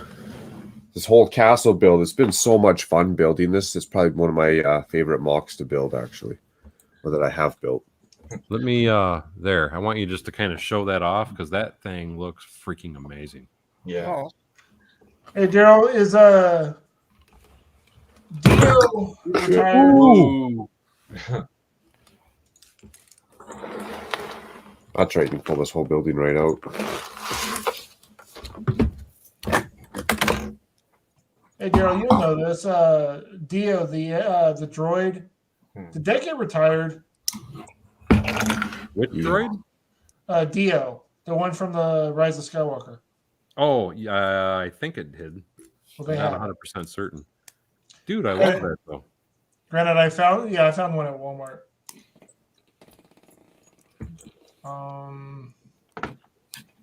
Ship Now, to are you home. doing this just for your personal city, Mark, or are you doing this for a show or something? No, I just for love- my personal fun. So I'll probably move it upstairs to a spare bedroom that's just open carpet, and I'll get all the pirate ships up there, and I'll make the motorboat noises and putt around and have some fun like I'm a little kid. Don't blame you at all, man. It's freaking awesome. Yeah, We all do See it. a 10 video series on you doing that, Mark. nice, nice. That is awesome. It looks great, man. And I love that you're doing it on Mills plates too. Oh, it's probably no, this is the second mock I've done on Mills plates, but I learned that if you don't use Mills plates, a lot of times you're not getting these mocks off your desk without them falling apart. Yep, and that's part of the reason why I do it. So it looks like you can ship to home because I'm trying to do. I just chose the Dio. It says it'll ship to Oklahoma. But how much was Dio? Was Dio a $100 model or was it a $79 model? I don't remember, man. No, I honestly don't know. Because I'm wondering if we're having to pay Canadian dollars or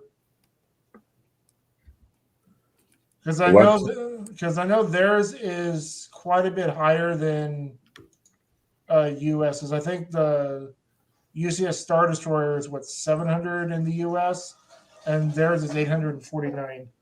Ouch. Well, that's 849 Canadian dollars. Oh, okay, I gotcha. Yeah. I didn't see an eccentric any train sets. None of the old ones, none of the new ones, none of the ones from like 2016 or whatever it was. Got a question for you from Kevin there, Mark. He's asking if you remember the Discovery Hut in Chinook. Yes, I go there often because they're actually a little hidden gem for old CMFs. So if you're looking for CMFs from like say maybe 4 or 5 series ago, they used to have a bunch up there. I like this guy. I know next year I'm gonna get as many of those the Muppet CMFs as I can. Oh, those will be a hot seller if you were to sit on them for a while. Yep. Yeah, be like Disney Series 1 and Simpsons. Grab a box, take out your set, sit on the other 2 sets or whatever, 1 set and some doubles. Yep. Actually, me and somebody are going in halvesies, and we're going to buy a full box. Nice. Oh, there you go. You want to make sure you have a complete set, though, because it's a lot easier to sell them off when you have a complete set. Oh, yeah. I learned the hard way with these dark ravens.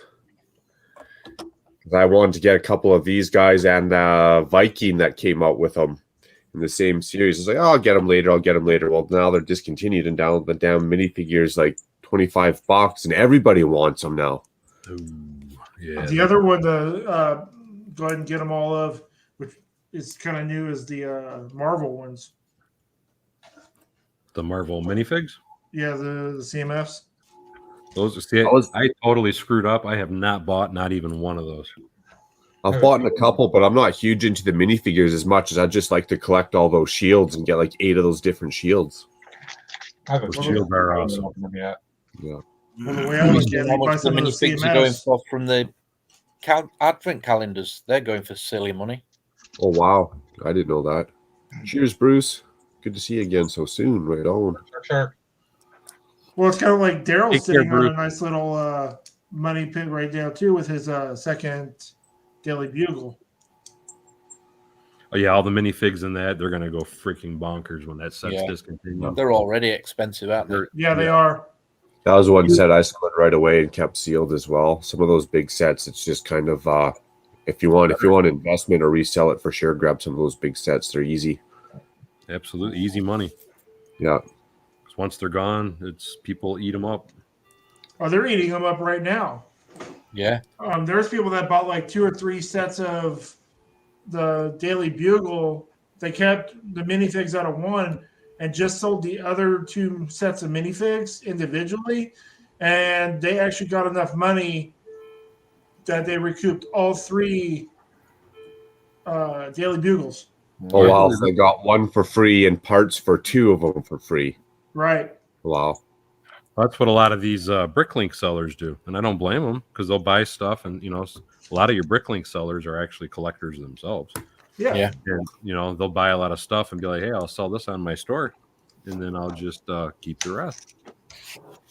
Probably why we don't see the masonry bricks on the pick-a-brick wall, because guys who got the stores get there right quick. They know what they go for online. Oh, heck yeah. Oh, I had the flex because Mark just mentioned it. Get her done. Nice. That's where they all are. I got a decent sized bag, but not quite that. Yeah, I don't have any of it, so I can't. Oh, I was so waiting for Daryl to bring out the big. I was just going to say that, yeah. Not the masonry. I really don't have crap for masonry, unfortunately. I need to order some. I would throw Michael and Molino into a tizzy if I pulled out a bunch of the dark red ones. They're beautiful. Those are gorgeous. Those dark red ones. Yes. No white ones. White actually should be Did I just freeze up? You did. No. Let's say the white ones should be really cheap if you go to Bricks and Pieces right now.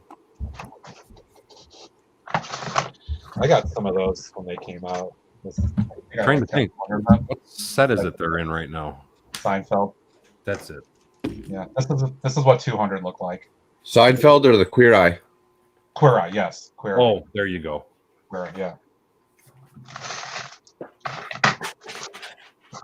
Yeah, all those colors of those bricks, they just do so much for texture and depth. And Oh God, here it comes.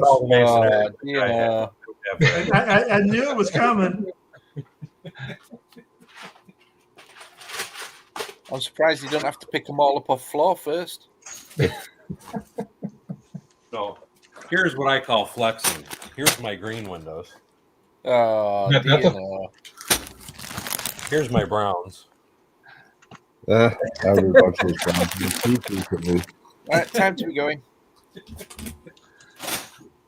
That's just Hey, Mr. Blue. What's up? Hey, Mr. Blue. I need to redo another video on my, because I keep getting asked that if I would do a part tour again, because I know I've at least doubled, if not tripled, the parts that I had since the last video I did. Especially if you expanded the storage of it as well. People want to see. I've doubled my storage bins, so. And it's not that I got a lot more variety of parts. I just have a lot more colors of a lot of the different parts. If that makes sense. I know he's not with us right now because he's busy with the in-laws today, but Greg always gets worked up when I do this. And I show up the tiles I have in the cat treat bins. I'm more impressed that you got that many empty cat treat bins. Damn. I've got a lot more than that. And your cats aren't even that fat on camera. No, they're not. Yeah, that's impressive. The problem is they're getting spoiled. They don't want to eat the other food. They want the treats. And I have to yell at them and say, no, these are $15 a pop. Yeah, they are. Always trying to eat the caviar now. Yeah, pretty much.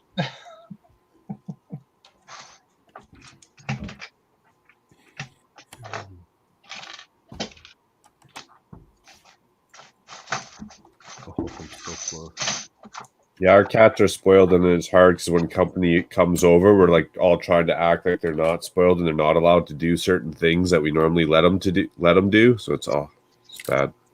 Yeah, they're probably looking at you like, "What the heck? I just did it today or earlier." Yeah. You dumb human! What are you trying to pull?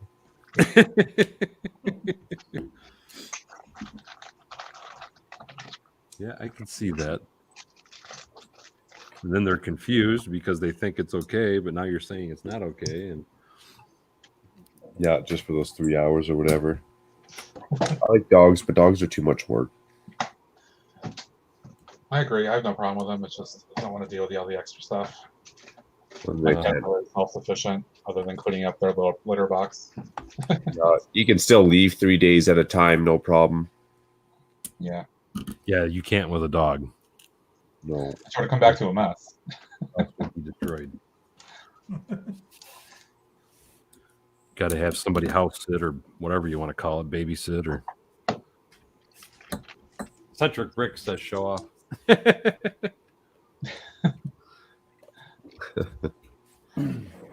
Last bag. And then another one bites the dust. Progress. I have to say, I'm like beyond ecstatic at how full my city is just by getting all these things on Mills plates and set up in there. Very cool. I'm gonna So, mute Daryl, my- you're going to do a harbor in your city? Oh, he muted his mic. Harbors look cool. The airports look cool, but man, that's a lot of open space I could use for a lot of goodies. I do have an intention of doing a seaport harbor space in my city. I don't know that I'll necessarily do a harbor. I do want to add some water stuff. What I'm already planning, it's like I discussed, I think it was yesterday in one of my live streams, but I'm going to have another smaller table built away from the main table just for all my Ninjago stuff, because I'm going to kind of treat that like just like a Japanese island or whatever, is all my Ninjago stuff. So I'm going to put all that together along with some of the Monkey Kid sets and just put water all the way around it and maybe put some of the ships I have around it. I thought they were discontinuing Monkey Kid. Doesn't seem like it. They got They another just one came coming out. out Yeah. here Yeah. that looks fantastic. That Yeah, they set dropped looks some big freaking sets. amazing. 'Cause I can't wait to get it.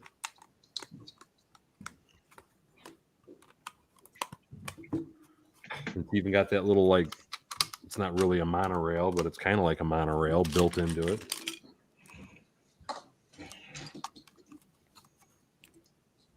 But it does. It really looks like a freaking amazing set.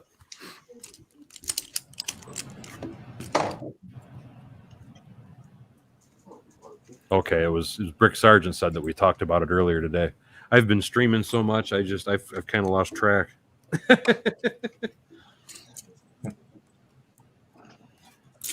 But I figure might as well stream while I'm trying to get all these together. I'm out here anyway.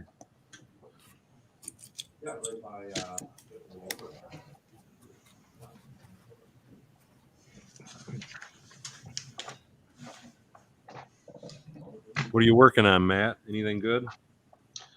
Nothing at the moment. I just finished off a couple things.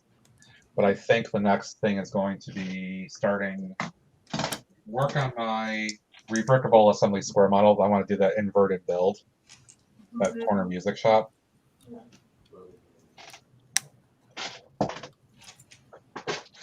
That'll be a good set. I've actually opened the box and sorted out a bunch of parts and different things here already in preparation for that. That's something else I need to do. Is I got a ton of creator sets that the only reason I bought them was parts, and I need to rip them open, dump them out, and start sorting some of that stuff.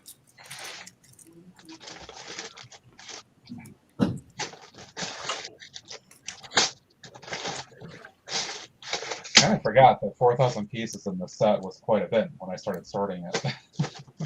4,000, you said? Yeah, Assembly Square had 4,002 pieces. And you're right, Brick Sergeant. You were the one that did say floating. Yes. So yes, I do remember that now.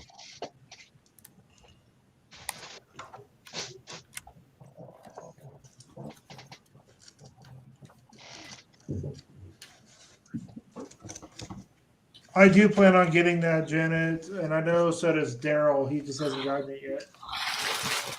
What's that? The Home Alone set. Oh.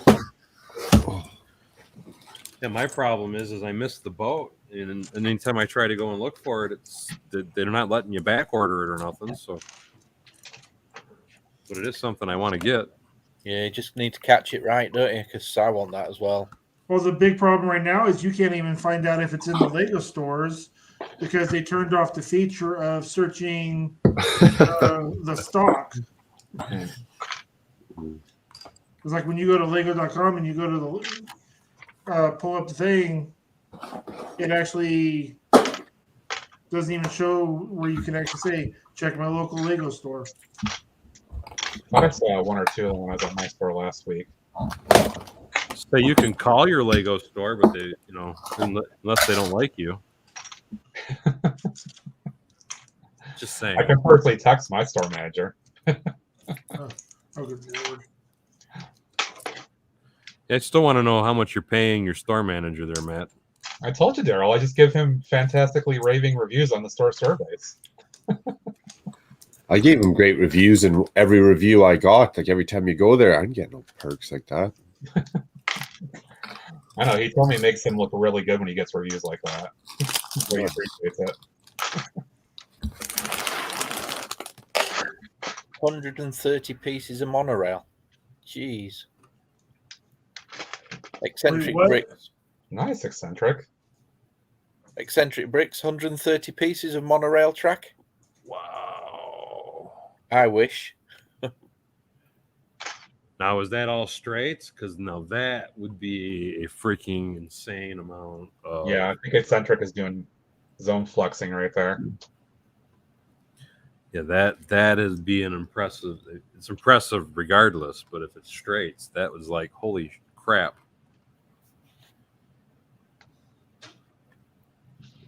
So is it a new is it a monorail track or is it the roller coaster track? In that new Monkey Kid set, it's the roller coaster track. Yeah. I think I it's wish it was monorail. I'd go buy a ton of them. I was going to say, if Everybody it would. was actual monorail, yeah, I'd already put out a brick alert right now. Yeah. I think Lego would have a problem if it was proper monorail track. Yeah, they'd have a major issue. And it's funny because you would think that they would want to have that kind of an issue, but Yeah, exactly. Well, it's like we talked about it yesterday, Daryl. It's like, why the hell are they not doing this? They can make a bang off of it. yep, they could, but they just They won't do it. I mean, they must know that the demand for it is out there.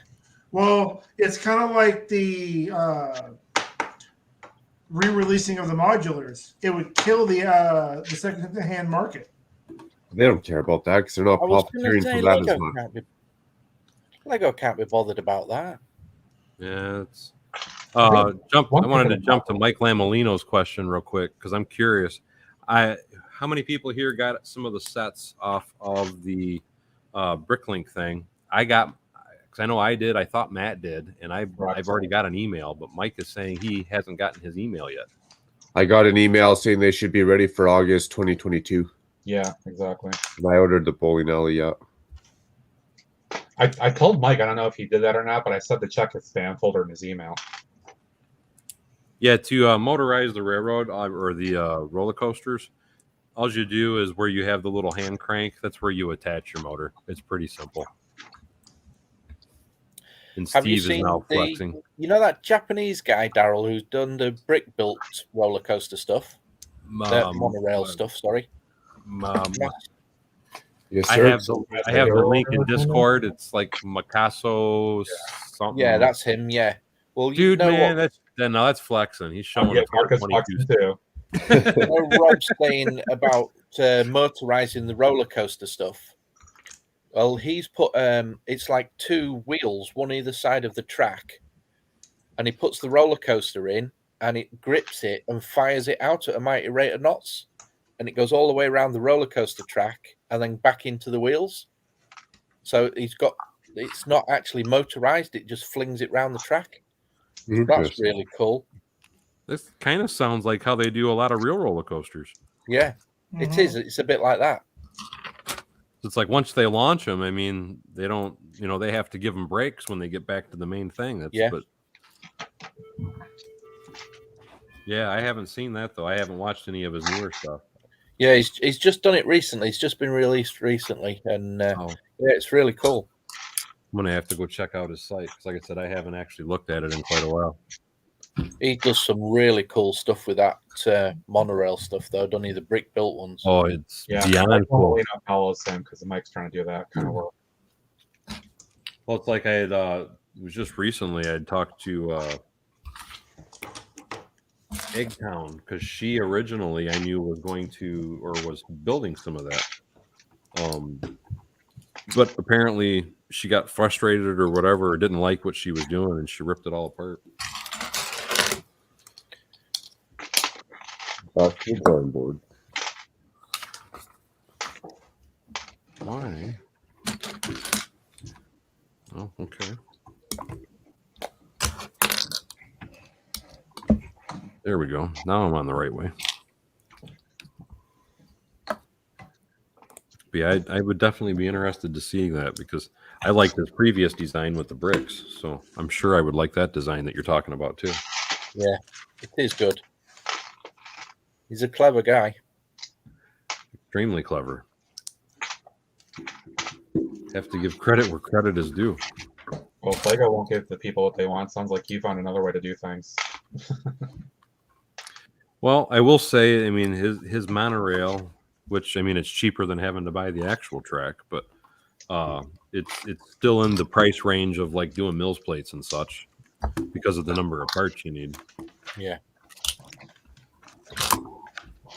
But it works. So I mean, that's all that matters.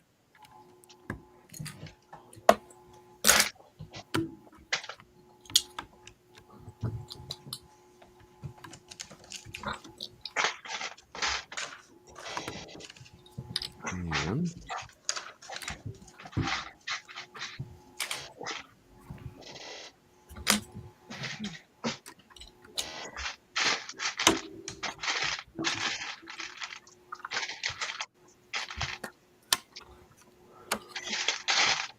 Rob was saying the roller coaster is powered from the. See, my part of the problem I have, Rob, is I haven't actually built my roller coaster, so I can't really give you a good answer on it because it's not something I've assembled yet. I have it, I just haven't assembled it, so I'm not really familiar. My understanding of the roller coaster is it was driven, I thought, by. Correct me if I'm wrong, guys. I thought I had a chain drive that you just crank. Yeah, it has a chain drive. Mark has one in his city. Yeah, there you go. Yeah, I had to. What did I have to do? Take out some of the links in the chain. I think I had to take out 3 links from what the instructions said. Oh, because it was skipping or something. Yeah, it just had too much slack and bouncing around. I've heard a lot of people complain about the functionality of that, and how sometimes it'll work, sometimes it won't. And You have to have everything tight, definitely tight, pushed together. Well, see, I get one little stud hill, so to say, and that's enough to slow down the roller coaster going around. I would like to put that in my city, but I don't even know where the heck I would put an amusement park just yet. Well, I mean, you still have another couple extensions that you can do on your table. Got lots of room. Of course. I don't want to go too big though, because I don't want to take out my my casting couch and stuff. Well, just Gotta put a keep- little extension on one side and then just start going the other direction. You gotta keep the couch, man. Well, you only have to keep the couch just in case the boss throws you out. Well, still gotta have it.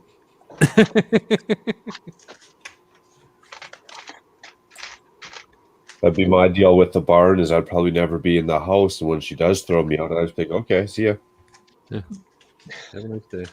You trying to punish me by kicking me back into the barn, or what? No, that's why none of us would ever get kicked out to our barns. There you go.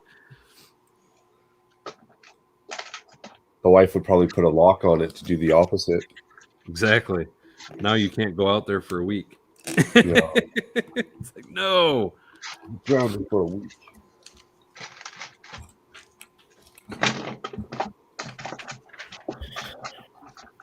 Right then, guys, I think I'm going to call it a night because it's nearly 9:30 here, and I need to go and get myself sorted. So, Wow, I didn't great realize it was that hanging out. late. Yeah, we'll have to do it again sometime, Paul. yeah, definitely, it's been good. Paul, we had to catch up. up in chat. Good to see you. Take care. Yeah, I'll chat with you soon, Matt. Sounds good. We'll talk. All right, take care, Bye, Paul. everybody. Take care, Everyone. Paul. Cheers. That's cool. Eccentric Bricks. He wants to put 2 of those cranes together. That'd be sweet. The one that you're working on? Yeah, that new blue one there.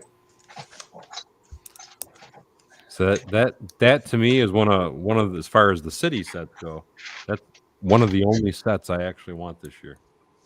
A lot of people are giving that one a really rave review, as far as I can tell. Which one? The blue and yellow crane, the one that's Mark is actually assembling right now. To me, it's a really nice looking set. 63324 is the set number.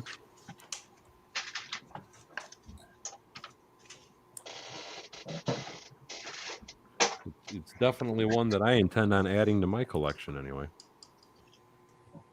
Yeah, stuff like this we kind of been waiting for without having to pay $250 for the whole city center set. Yeah.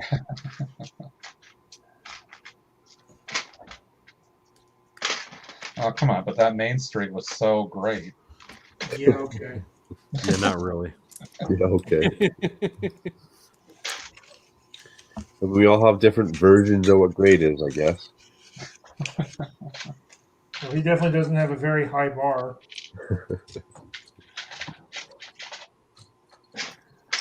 Well, did I actually buy it? No, I didn't.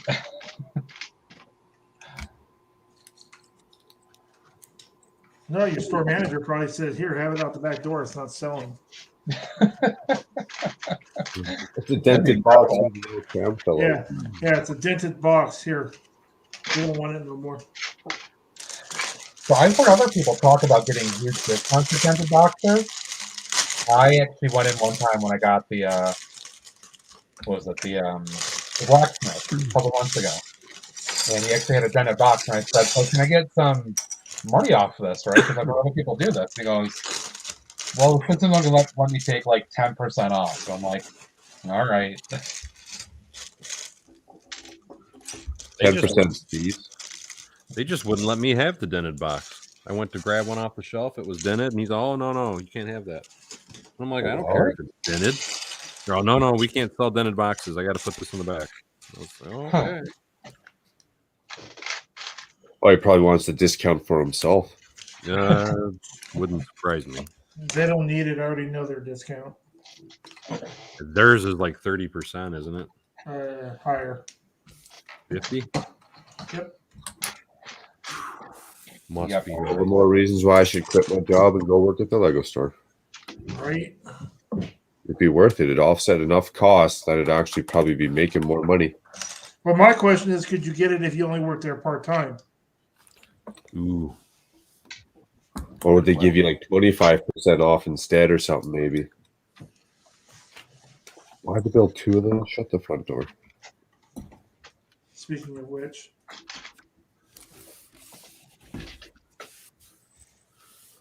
I wonder if I'm still hiring.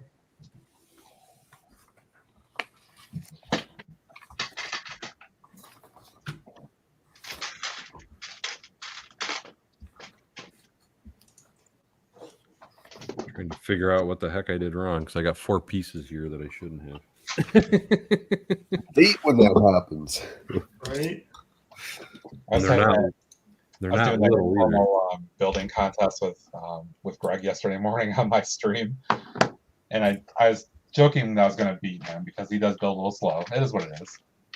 But between him and Tasman Bricks, they kept distracting me, and I messed up like 3 or 4 times during the build. Well, that's always fun. I'm like, crap! What did I just mess up? What was that? Oh, I think I see my mistake. Yep. Well, that was easy to find. What always cracks me up is when you do that and you're sitting there and you're looking at the build and it's like, okay, it's fully together and it looks right. So Part of the problem solve, yeah. I go back looking in the instructions. Each step, what did I do? Does this one look Yep. right? Does this one look right? I start looking for each step that has the specific part that I missed. Well, I just saw that my actual Lego store is actually still hiring for the season. But I've learned with myself too, it's almost inevitable. I'm going to put something in the wrong place. I'm going to forget one step, or I'm going to forget one part. And that's why I don't build Technic. Oh, no. Oh yeah, you screw up on Technic, it's that actually puts you in a world of hurt. Yeah, it's almost inevitable. So I'm not even gonna mention it, but there was a certain YouTuber that built his Lamborghini and then it didn't work. Yeah, I mean, Does he live in the same country as Mark? Yes, I don't know who you guys are talking about. I thought it was funny. And what's even funnier is it took him like 4 days to build it. Yeah. well, I even asked straight up, "Are you ever gonna fix that?" This was like months later. No, not really worth it. Not worth the headache. Well, considering I already know where he screwed up. I mean, that person screwed up. Well, it's a shelf piece too, I guess. It's not like you're racing it around the living room floor, needing the wheels to roll. I guess it's probably better the wheel doesn't roll because it can't fall off the shelf. Well, no, it rolls. He pushes it forward, it goes forward, and then backs up. Oh, okay. I thought one wheel was stuck or something. No, it's in the transfer case. Oh, okay. He pushes it forward, and it goes forward, and then it reverses itself right back to you. I saw that, and he even tried to take it to somebody to have him help him fix it, and they're like, "Yeah, you're gonna have to tear it all apart." What's that? Dude? I just built. I was like, screw that piece that I screwed up. Well, the Death Star. Start the story.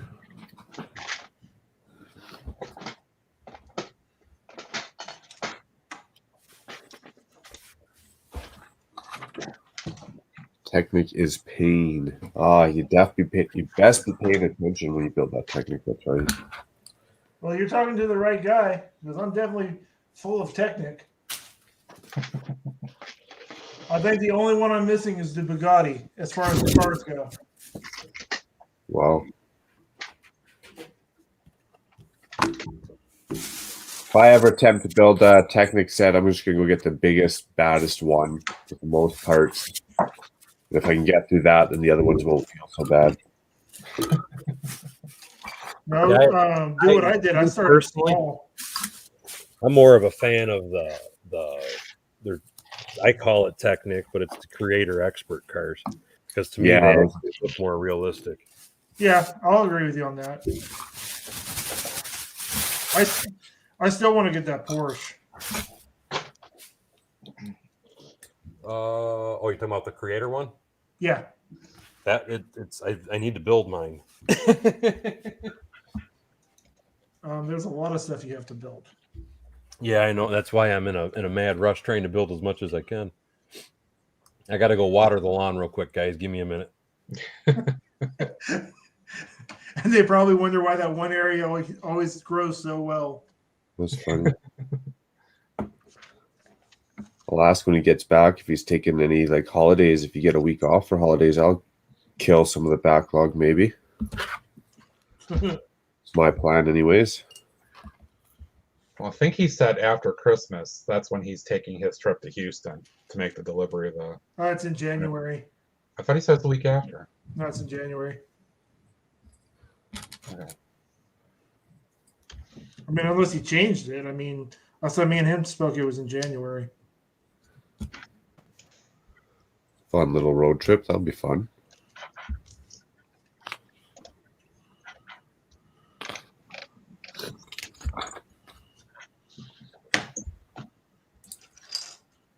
And I guess from what he said, once he leaves Illinois, he doesn't have another Lego store till he hits Houston. A lot of that spread out, eh? Yeah. Because I thought about meeting him in Little Rock. That's worse than IKEA. I hate the thing I don't like about IKEA is they won't even ship. Or if they do, it's very expensive. Because I tried looking at whether I could get some tables everybody else uses, and it would have been far beyond the worth for me to have them ship it. I know I've got one in Dallas, which is a 3.5 hour trip. If I wanted to go buy those things from IKEA, honestly, I would just probably rent a U-Haul, one of their little vans, Yeah. for like $20 a day. Run it down, get what I'm going to get, come back. That's actually probably the best decision. Yeah.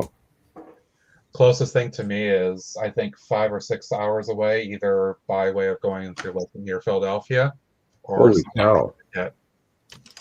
All those people in America, and your closest IKEA is 5 to 6 hours away. Good lord. Yeah, it sucks. They don't have very many. They must not like you guys or something down there. Nope. Or our cities are so small, they just put one in each city, and we're like, oh, we're good. We're happy. Some people are like, hey, I can just go to my IKEA and get like 20 more of these tables and like build my city tomorrow. Yep, or all the cube shelves or whatever. Yep. Billies and all that stuff. See, I don't like those tables though because they're so weak looking to me. Because for the Evans brick scale, they certainly are.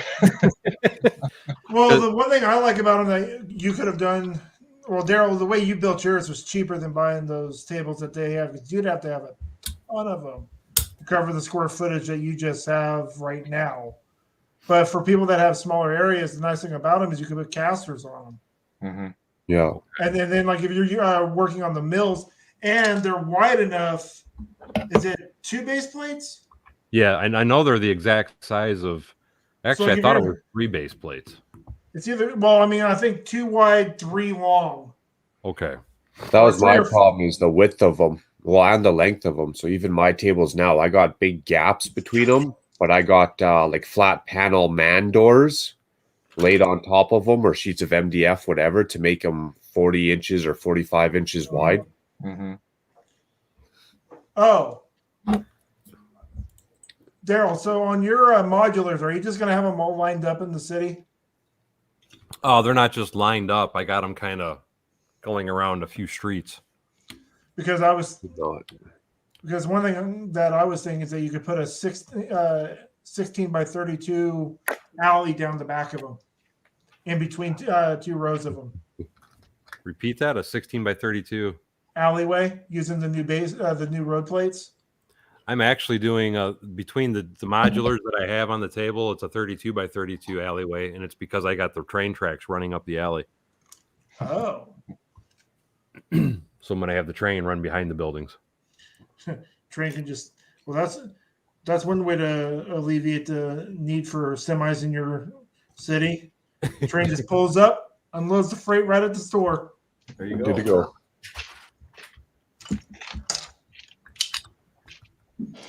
I don't know. Can I? Let's see. Trying to think which camera's got the long.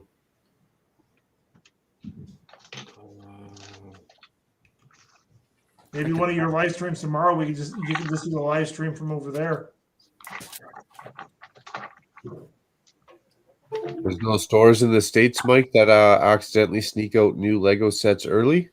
No. Oh, wow. I like it. Wonder how Mastermind cut that deal then.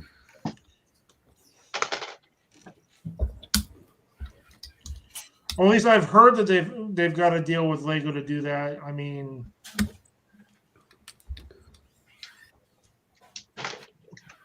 because I know Target got in trouble earlier this year for doing it. I was wondering because you always hear about people, they hear about these places that quote break the embargo, like a Target, and they get yelled at by Lego, so to speak. They might get in trouble. Shh, don't tell on them. Wreck it for next year. Well, no, what it is, it's not that they're telling on them. People are saying, well, look what I found at Target, and they're posting it online. Mm-hmm. Yeah. And then Lego sees it and goes, oh, wait, what? I think you can see it now, but that's kind of where I'm. So I got the 2 train tracks are going to come out of the train station, which is in the background, and then the modular buildings are on either side of those tracks coming up. Nice. So that might be pretty cool. I like that.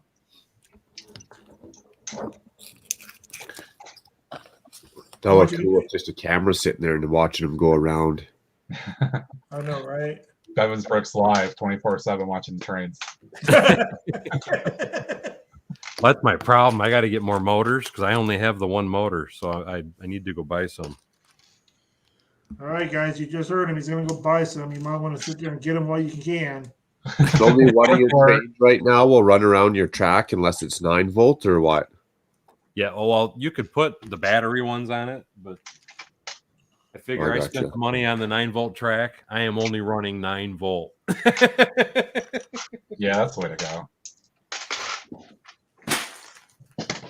Oh yeah, they stay the same speed. They don't ever like die down or speed up. That'll be nice. Well, you've got a lot more flexibility. Don't have to keep buying batteries. It's Yeah. just whatever you set the speed at, they'll go to because it's you got the speed controller. The constant power. Yeah, that's nice. Yeah, people did not get trains in the 80s or 90s don't understand how nice the 9-volt system was. Well, to me, if you're, and I know I'm older, and well, all of us are older, but if you remember Lionel trains and all that, it's like, why would you want batteries when you could have something similar to Lionel? Mm-hmm. Yeah, I had a nice setup when I was younger. We had to leave it at the house I lived in because my parents built it into the wall. Next kid was probably really happy. I bet. I mean, it was probably because it was almost like a Murphy bed. You actually just like folded it up into the wall, but when it opened it up, it took up like 5-6 feet out of the wall, and it was all done. Landscape, everything. That would be an amazing setup, I have to say.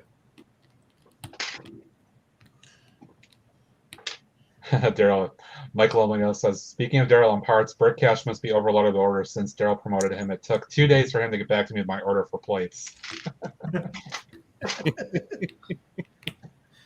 Sorry.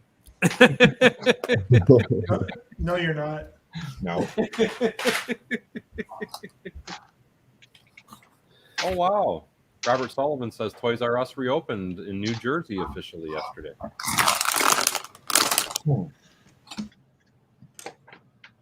Well, I knew they were coming back to the States. It's just going to be not as big as they used to be.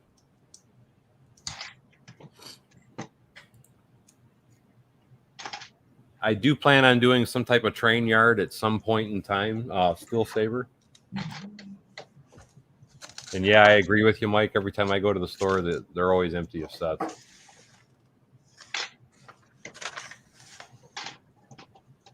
And no, I have not seen that eccentric bricks where somebody took a Lamborghini Lego and put it in a shredder. Wait, what? Hopefully you made some good money. Bet you didn't. Well, that sucks. What a waste of $400. I didn't see that. I can't imagine why anybody would have wanted to do that. Maybe an upset wife. Well, that's a different That's animal not altogether. Yeah, it's not justified reason enough to go shred my Lego. I'll just let her be upset. I don't care. I'm sure she did it right after she filed for divorce. Angry girlfriend or something shredding your Lego. It's like, ouch.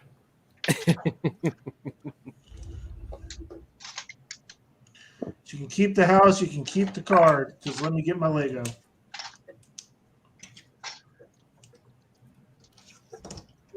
Oh no, it's kind of weird. Yeah, to find the joy in watching that get shredded, I'd be cringing a little bit. I don't know if I could find joy in that.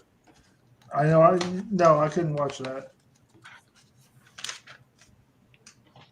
I could have used this piece for that. Well, what about that piece for this?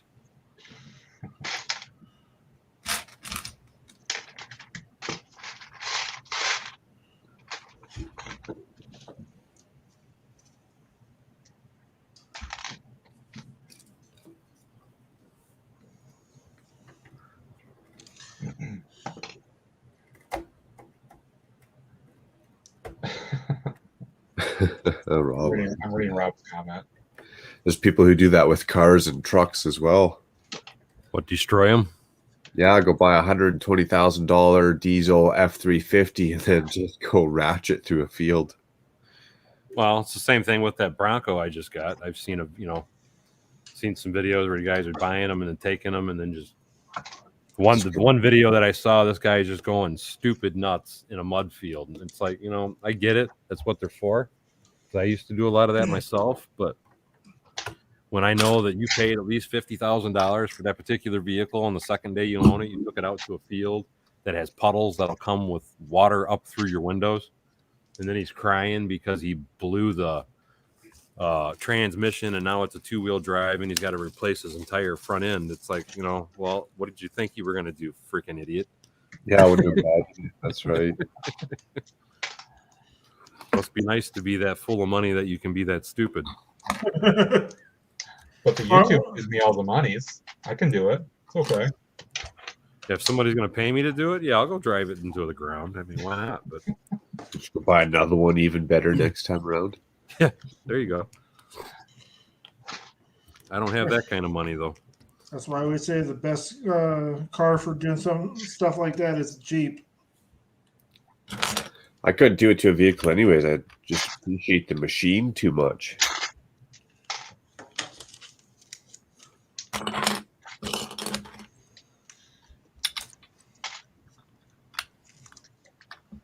I know they took one of the new Broncos out to one of the deserts to showcase it, and I guess there's this one like pit that you go into, and it's like a real hard challenge. They took the Bronco out there and struggled, and somebody took a Jeep Rubicon in there and it just went right through it.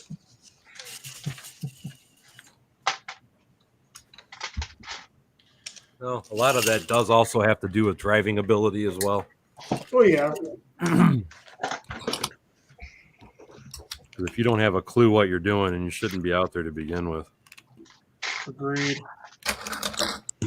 Hell, I feel that way about most people driving. I used to run circles around guys in 4-wheel drives and my little VW Beetle out in the mud. So,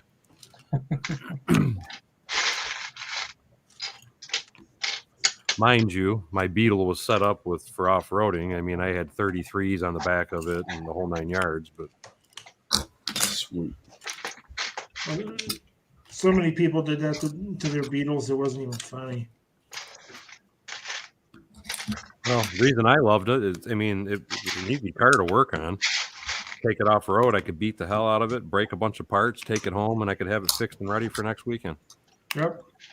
And it didn't cost me that much.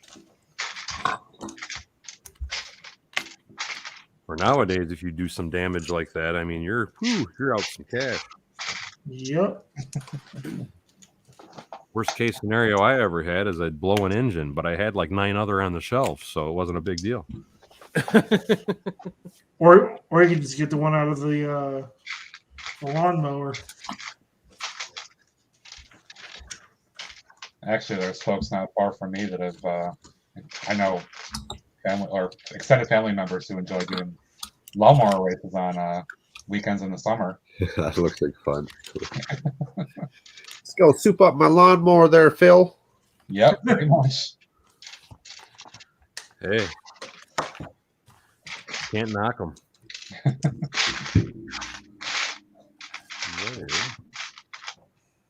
I'm looking for one more bag of parts.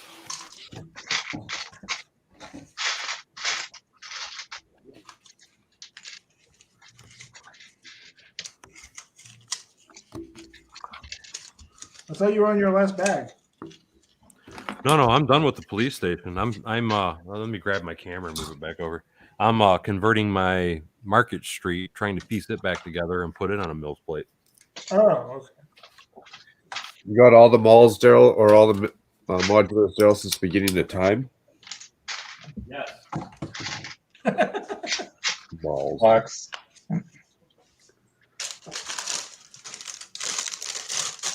Well, I mean, why is everybody surprised? The one thing that got them back into building a city was the Green Grocer. Cafe Corner. Or the Cafe Corner? Yeah. That Market Street's the one I'm missing, but it looks so ugly I couldn't bring myself to get it. Let alone pay any decent price for it. No, I agree with you. It never. I mean, it's not an attractive building, but I figure, hey, I got it. Might as well get it up on the table. Is there any unique parts in that, or would that be pretty easy to piece together? It depends. Are you wanting it to be original, or because the reason I say that is there's several parts that are no longer made on this. I'd get close to original, and if they were crazy expensive, I'd just substitute them out for something else. See those 2 doors? Those are the Oh, 5. the old 5, yeah. Yep. And then these windows aren't made. Other than that, really want to say that's about the only things that's super unique is those doors. Nice. So yeah, it would be fairly. Oh, the train window, the white train window above the door on the bottom floor. That would be another unique part.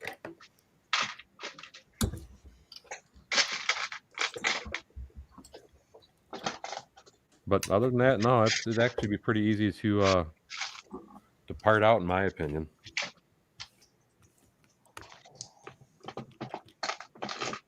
Build your own counterweights to match. I gotcha.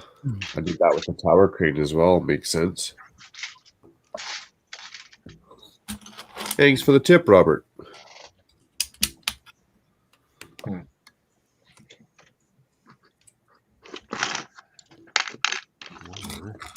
we go.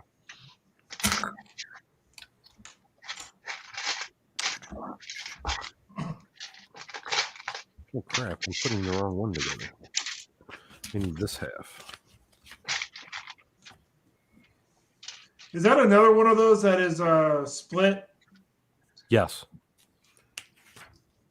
Yeah, because this is the one half. Or actually, here, I'll show it to you that way. This is the building portion, and then you got the little market piece down next to it. Yeah, that just does not feel like any of the other ones. This was the original Lego Ideas, is what this is. Remember Lego Factory? That's what set. That's what this particular set was from. Was Lego Factory. But it's a very common build that most people use for their cities.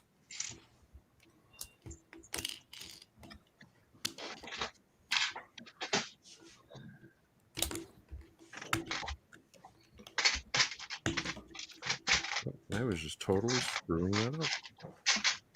Let's put these back over here. This is for the other half. I don't need this half yet. And this also came on the tan base plates, which was something. Or actually, no, it didn't. It came on gray. I have it on a tan right now.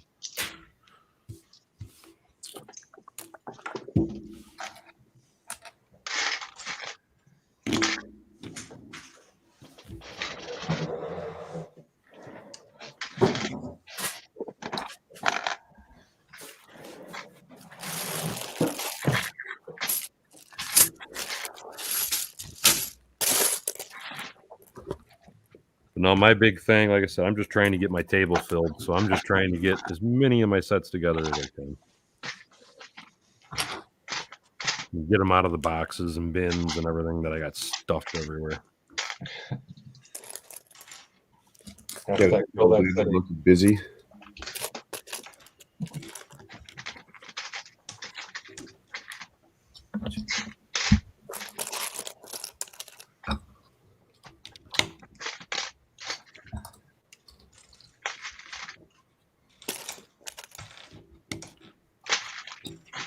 So, Daryl, you're going to Brick World, Virginia next year? That's the plan, yes. Nice. I'm going to be displaying with Charm City Bricks. I think it's only another 2 hours difference between that and Chicago for me. It's what, 2 hours? Yeah. That's it? Difference. Oh. Like Chicago is 15 hours for me, and where Brick World, Virginia would be, it's only 17. Wow. I think Virginia for me is about 8 hours. Is that far for you, Matt? I thought you were in New York. Yeah, but upstate. Oh, yeah, you are up on the, yeah, because you're more near towards Niagara Falls. I mean, that's even 3 hours away. I'm smack dab in the middle of the state, basically.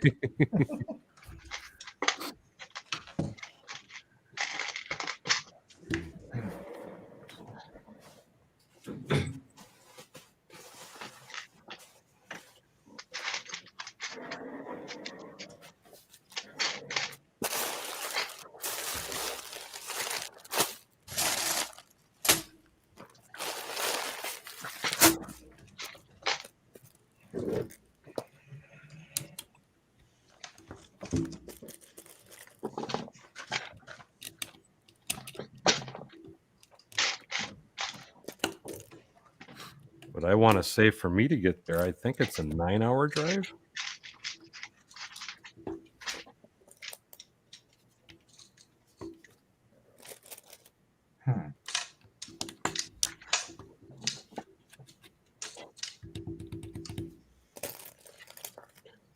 Daryl, do you remember what city it's in? Oh, great question. No, I do not. Hold on. I don't think they even got it up on the website yet.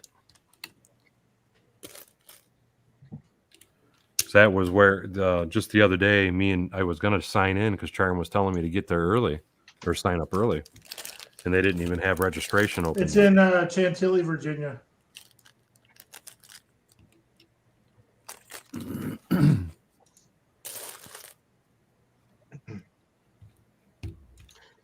Okay, so that's just outside DC.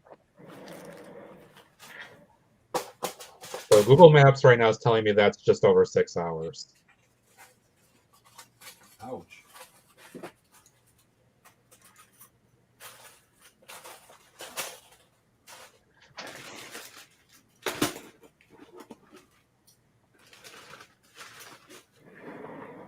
Like I said, I think it's 9 for me, so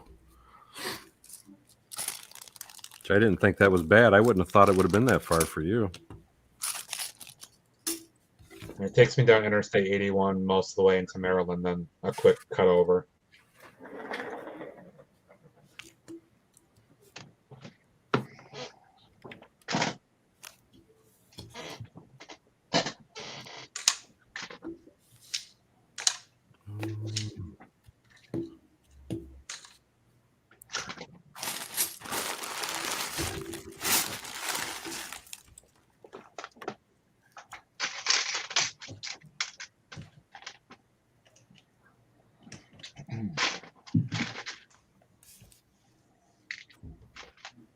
That's what I'm missing. I'm missing one more. I never liked how they put the railings on the front of this building either. I always thought it was garbage. I'm going to use it because it's original, but Excuse me, guys. you're all right.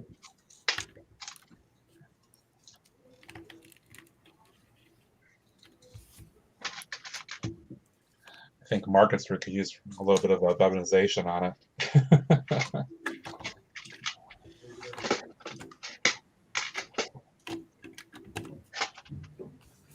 I got you.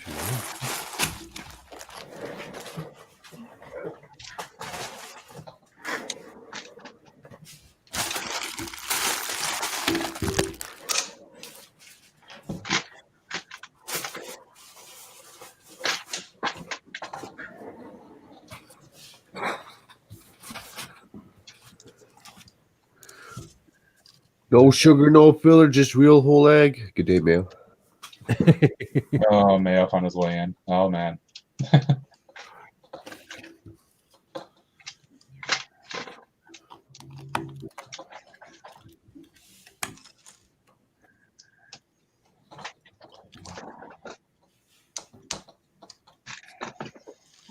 So I gotta ask Daryl, how have you gotten this good of internet? Did you like pay Elon Musk some money? I had my name in for a while on the waiting list. That's crazy, Mail. That's crazy. You like the architecture better of that blue blob better than that sweet fire brigade. Oh, travesty. Or town hall. Not Yeah. sad. I would rather have the town hall. Absolutely.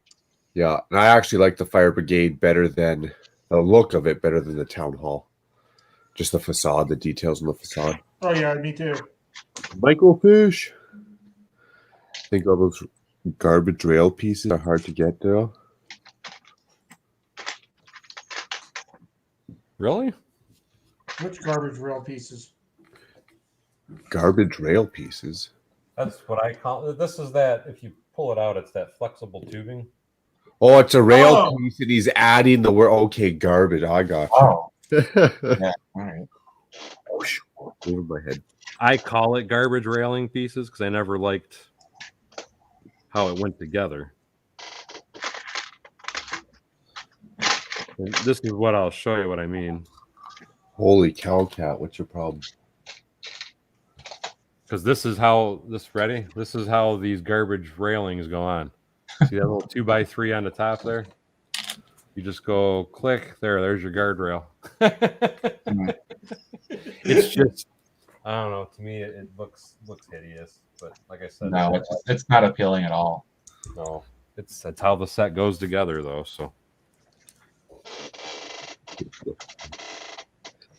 A hunk of dark red or a chunk of orange?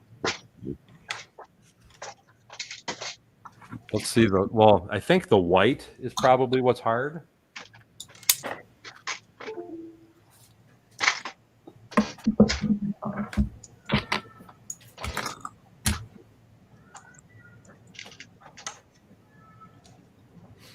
Is your cat in heat or something? I want to say that the black is still pretty easy to get.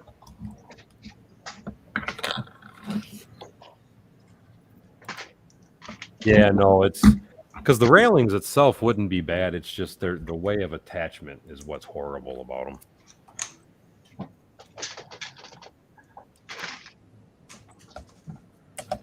The greebling on the front of the building, though, I loved the technique and how they did the little right above the window. I think they've done that in a few other builds. So that's just 1x1 tiles with the 1x1 modified tile or plate with a clip. But I thought that was a really unique technique they used when they originally did that. And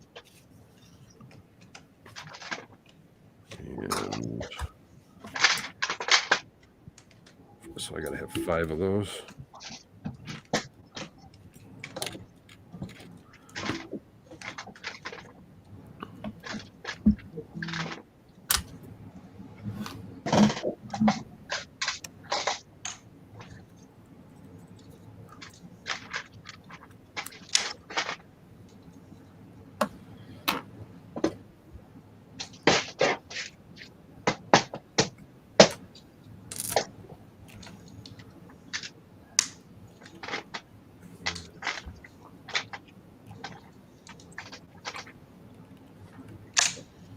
Is that right? I think you're probably right about that, man. What's that? An oddball opinion, and people like in the Market Street the least. Hey, to each their own. Yeah. Yeah, no, like I said, I mean, I have the Market Street. I personally still like the building, but I do get that a lot of people don't like it. You're right. It is probably the least popular of all the buildings. Well, I get sometimes too if it's a crowd favorite. Some people are like, no, I'll like something else instead. Yeah. Very true. Yeah, there was those people that never got a chance to get it. And I got to do those. 1, 2.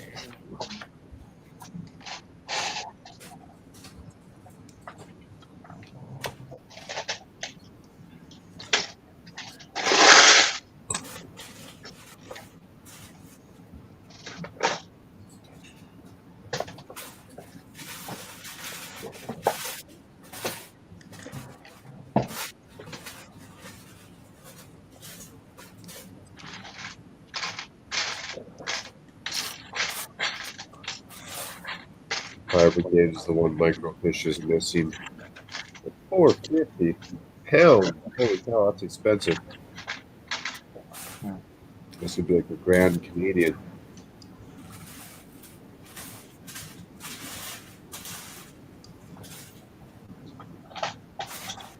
I'm missing Market Street, and I'll probably never get that one. I wouldn't even want to make space for it in my city. It's so ugly. That's just my opinion.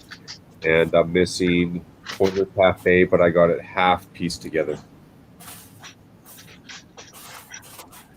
Yeah, I think for some of them at this point, parting out is probably the best way to go. I did that with the Detective's Office, and it was a great experience to learn how to do that.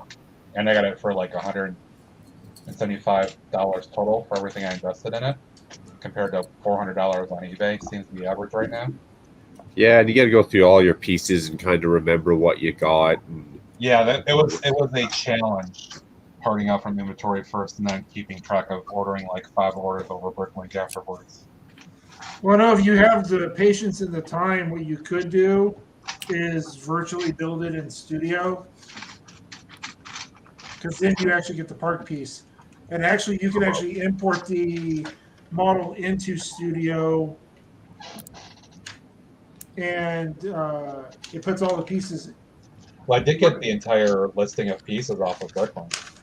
Oh, can you? Yeah. Well, not even that. The back of the book, if you can find the book, because I believe Lego has the book available for the set online. It shows you right at the last page of the book all the parts that are in it and how many of them there are. I just went and grabbed Chattel and Gene Stone. Also good. and I think our friend Ned has done a couple of parting outs at this point. Cafe and Greengrocer.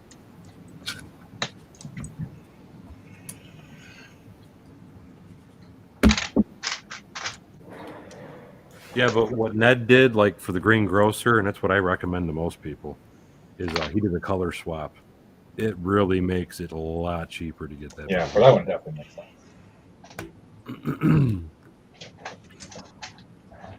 I'm sorry, that building ain't worth what they're saying just because of that one rare piece.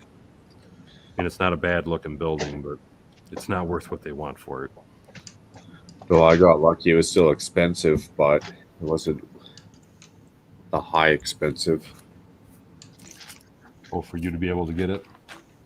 Yeah, and then I can't justify the corner cafe. I'll print that one out because it's like, I don't know, $1,800 used, $2,500 in a box or something silly. I have a friend of mine because I guess a lot of people know or may not know. I used to buy and sell a lot of this stuff, but he was listening to what I told him to buy as far as what should be popular later on and what he could make money off of. So I know a buddy of mine that's sitting on 6 of those greengrocers, but Wow. he wants $1,500 a piece for him though. So American? yeah. Oh wow, shit.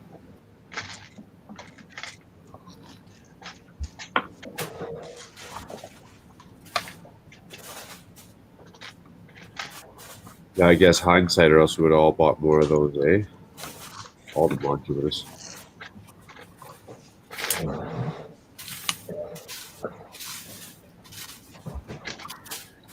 Hindsight would have saved my Metroliner. Daryl probably would have bought 1,000 more monorails. At least we're in the game now, and if we stay in it, we're not going to be looking back, going, "Oh, I missed out on this. I missed out on that." We just can't look back past where we are. Well, the thing for me is a lot of it's not that I missed out on sets. It's my stupidity at the time. I wasn't into that particular theme, so I just passed on them. It wasn't because I've been collecting for 22 years, so there's a lot of sets that I wish I look back and it's like, idiot. What was one more theme or 5 more boxes of that theme? I hear you. Well, one of the biggest ones I always tell everybody that I know I screwed up on, and I still regret it to this day. But I was so heavy into Star Wars, I didn't even look. And that was Santa Fe. I really, really, really, really wished I would have bought that freaking train when I remember seeing it in the stores.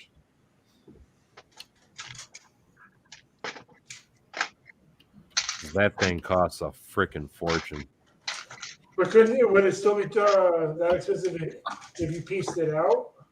Santa Fe, Yeah. it's like most things. There's a ton of rare pieces that are only made for that. They were printed parts and.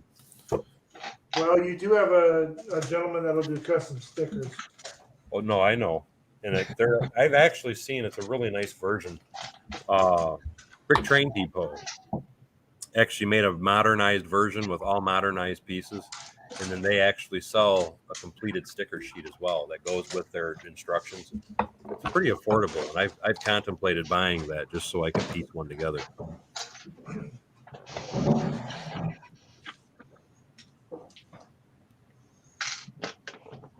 That blue microfiche greengrocer would look pretty cool.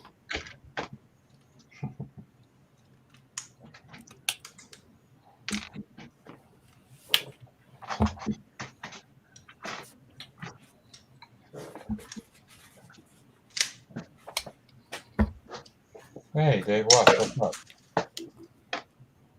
Hey, Dave, how you doing, man? Good day, good day.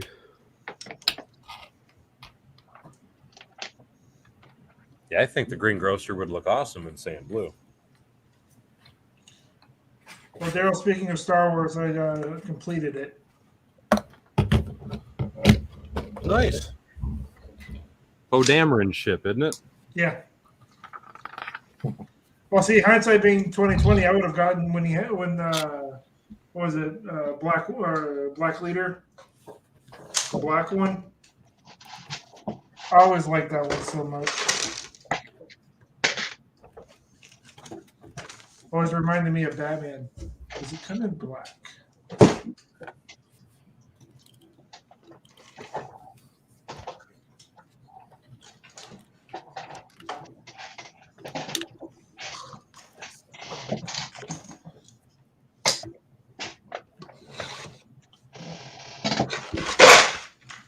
Let's see.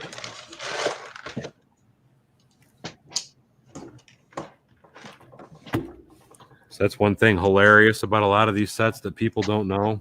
It's just like the Corner Cafe. No interiors at all.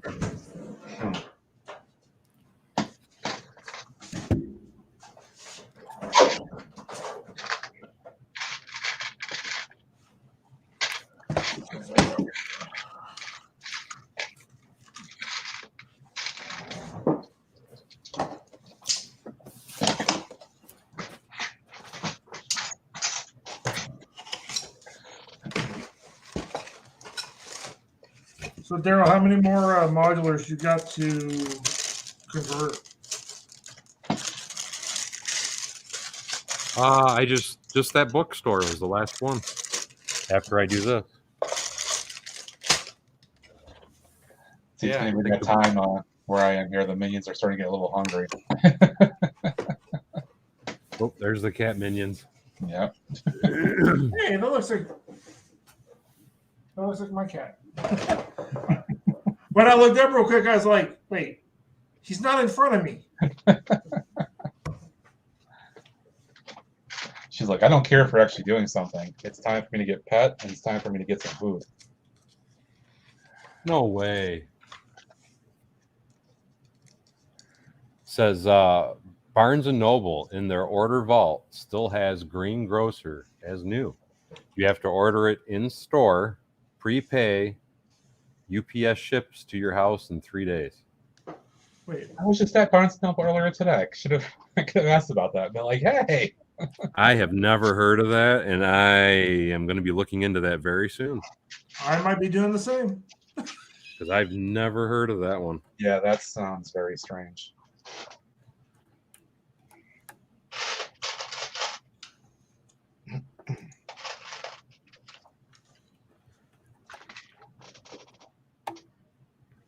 Do they have a bunch of different sets that are in their backlog then, so to speak? Well, they still have the treehouse. And that's discontinued too, isn't it? Yep. Oh. I'm already looking right now.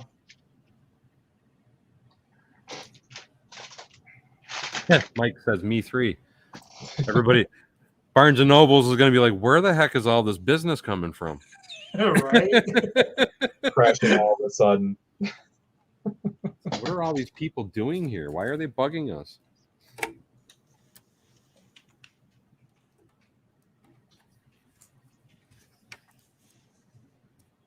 Let's see, so that's already done. That's put together. So that's done. I just need the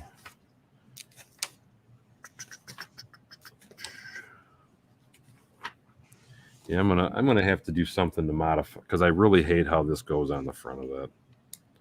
I'm putting it on for now, but just browsing on their site doesn't show that to me. Yeah, it doesn't show that to me either. Well, he said in store only.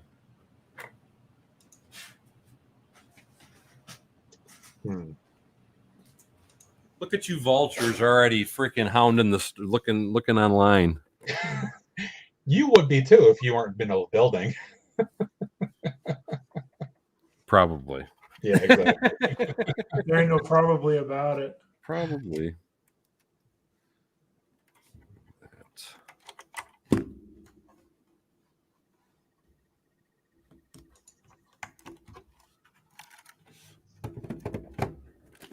Yeah, I don't see it either.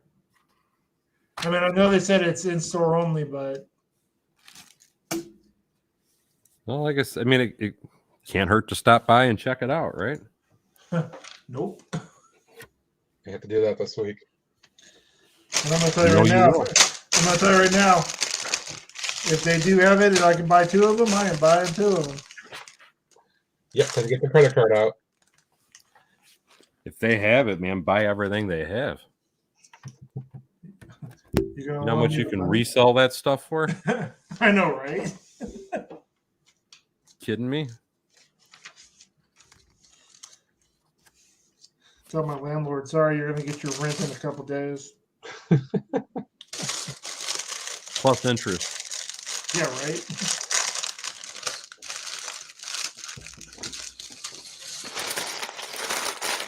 Now, the thing that Robert did not say in his comment was what the price was.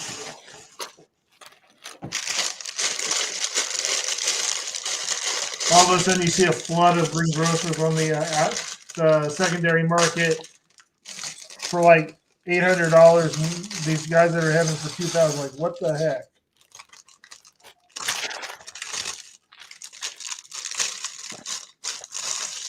Either that or just sit on them for a while. I personally think, because that to me, I would not sit on those sets. And I say that because I personally think at some point Lego will make not release the set. Don't get me wrong, but I do personally think that they will make a set where that most valuable piece in that thing is not the most valuable anymore. What I mean by that is I think at some point they're going to come out with that slotted green piece in another set, and then anybody that's been sitting on it's going to be screwed. I could be wrong. They still make that piece. It seems silly for them not to just pop that in and produce a bunch of them. You would think. Because that was my personal take when Bricklink first took over, when Lego first took over Bricklink.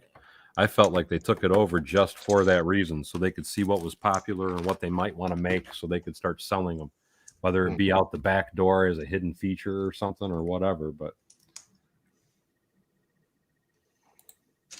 Robert Sullivan says you have to have an employee order it.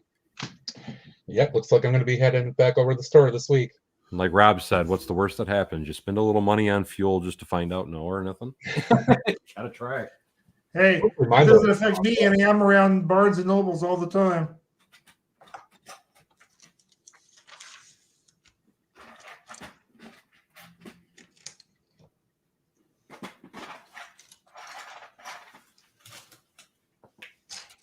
Like I said, I know I'm going to be checking.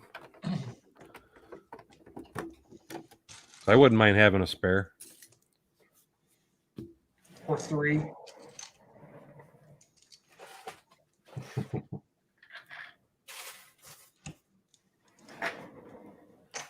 Now that would be one way to make my channel popular. If I could get one of those and then do a giveaway on that.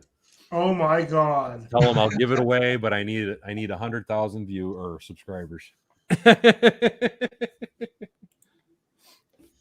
No, just do a month. No, just do a month-long raffle like you did with the. Oh, there you go. That would be a good idea too. I like your thinking. I like it.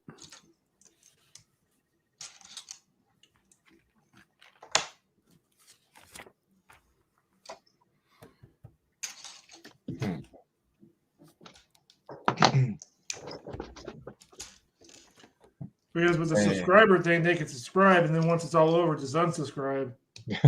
but once they put that money in it, they ain't getting that back. Very true. There's a man from Australia, Tasman Bricks. Yeah.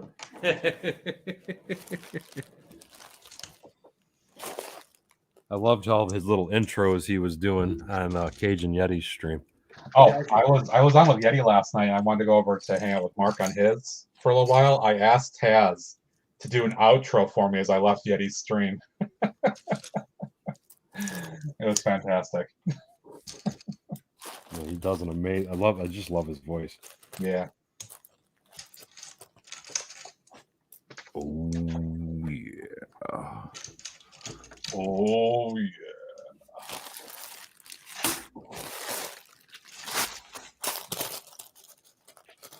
That's right, Taz, because we're mates. Absolutely. Oh yeah.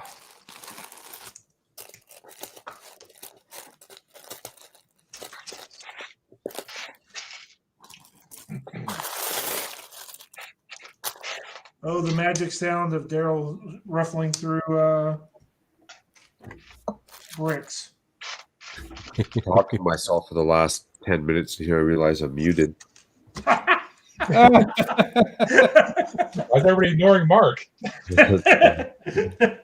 Wondering why it got so quiet, but I thought, maybe you're busy. I don't know.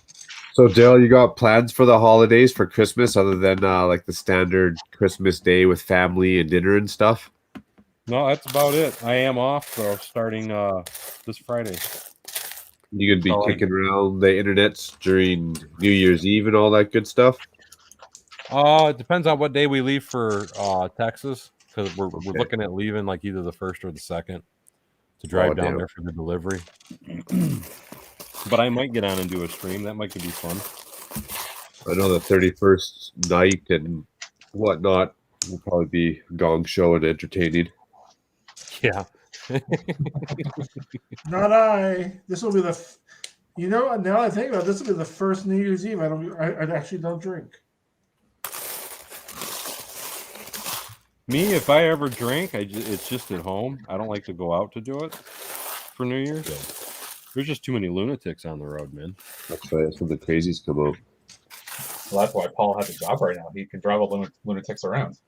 Pretty much. It's like what I always tell everybody, man. I don't want to be out on amateur hour for New Year's. Amateur hour.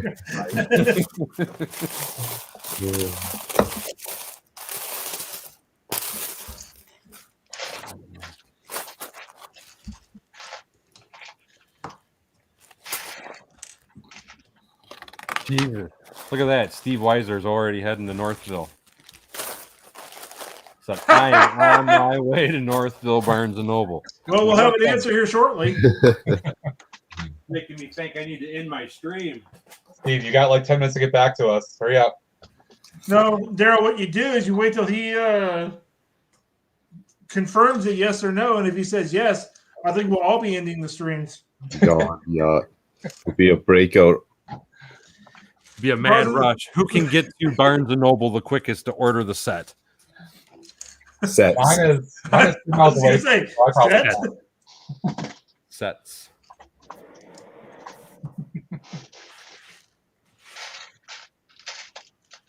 I'll take it to the bar. You don't even get resistance. I'd also be asking, yeah, exactly what else they got back there. I know, right? Cafe Corner, Detective's Did Office. you guys have like a town hall and cafe and all that good stuff?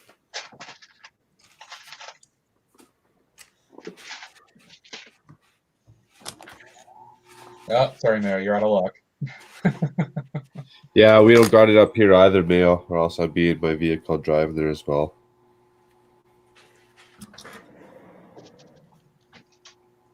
Well, he's got me wondering.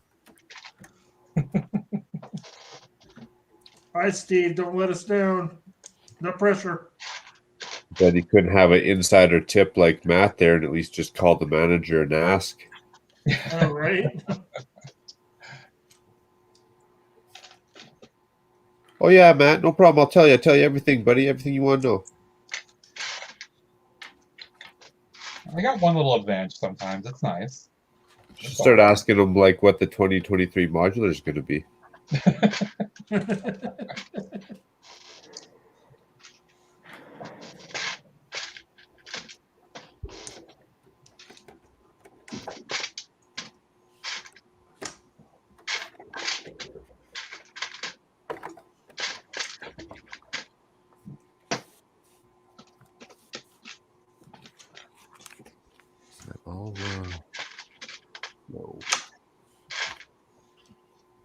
Yes, Rob. Kitties.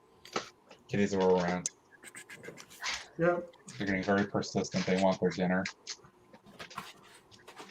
Mine's still sleeping. Hey, Matt. Hmm. Look over my left shoulder.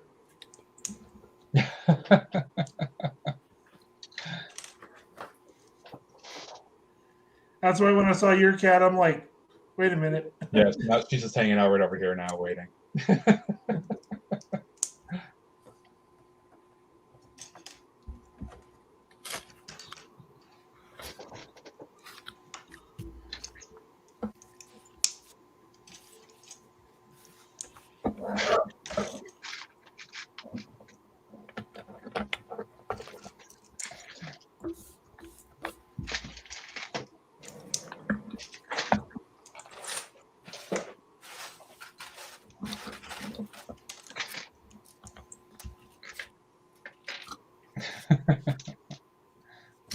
My right-hand man just joined us again. Lol Lego. All right. What's up, Greg?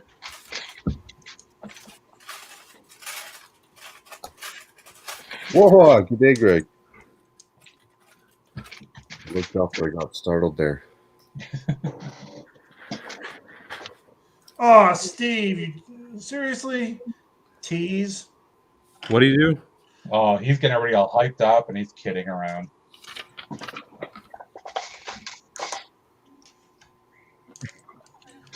Daryl, I think that's worthy of a timeout. Yeah, I think we need the timeout, Steve, definitely.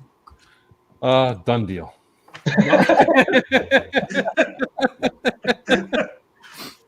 Sorry, Steve. It's all fun and games to get yourself timed out. Don't mess with people like that, Steve. Yeah, don't mess with people on a highly emotional level. I know, right?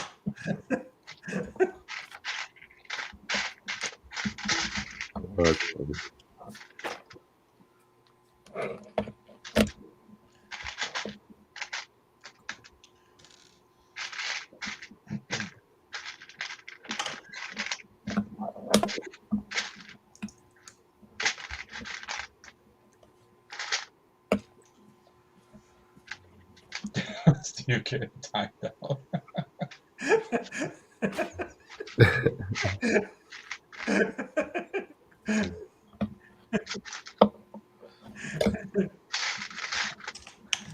Something needs a little bit of a lesson.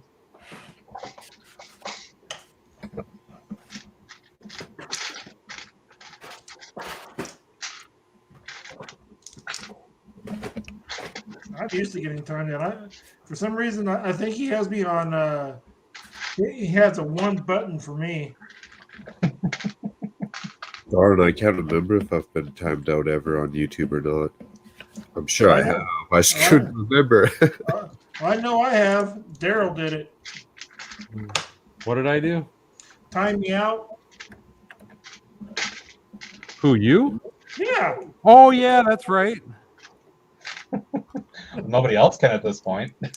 Paul, I could see you getting rambunctious and being the kind of a timeoutable kind of guy. Yep. Probably like on a Saturday or Friday night, I'd be guessing too. I mean, I don't want to be assuming, but I'm guessing. Oh no, it was on a Wednesday night actually. On a Wednesday. You're not solidifying your case for us right now. I think what it was is somebody made the comment about, you better be careful, he'll time you out. And I thought, you know what? You're right. Screw it. Let's time him out. So Oh, so Lomolino said he's going to actually go over tonight. Let me know, Mike, because I will be running to there if they actually do that. I think it's a couple. Yeah, they're probably closing up shop already where I am. It's getting to be 5:40. To me, I know it's not the best building in the world, but I mean, it's still not a bad building when you get it all together. I know, Taz, I appreciate it, buddy, and I know you've been there during the good times, so you wouldn't have to time me out because I'd just pass out, bro. Taz, I would never time you out either because we're mates. Yeah. I think the only person I time out is Yeti.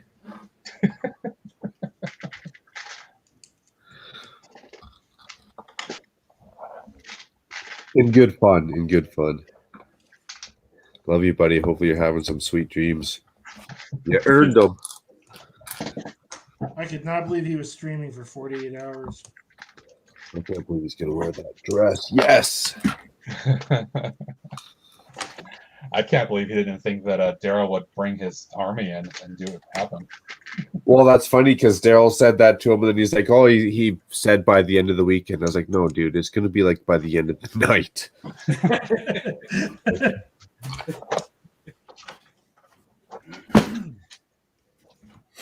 Well, he even said, because once I did that the next day, he's all, holy crap, man. I didn't think you would actually do that. And I said, man, I told you I was going to.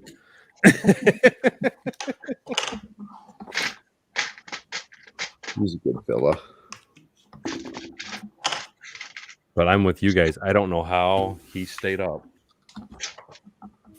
for 48 hours straight. That would I kill me. my mind.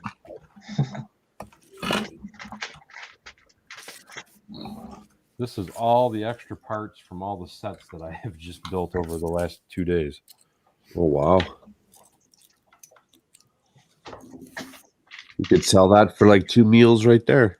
It's crazy, isn't it? Square meals at that. None of this macro KD special.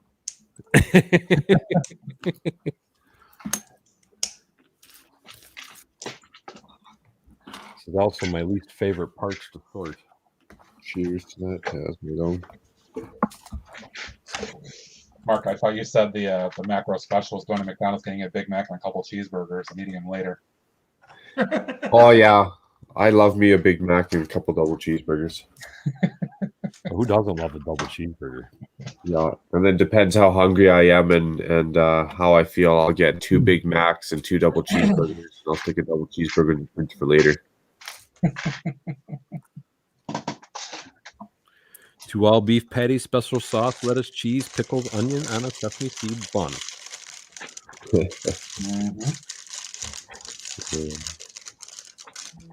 It's funny because my wife is really like the only true person that gets to see my like actual diet to its fullest, and she says often, she's like, I don't know how you're skinny. She's like, I look at what you eat and it's disgusting.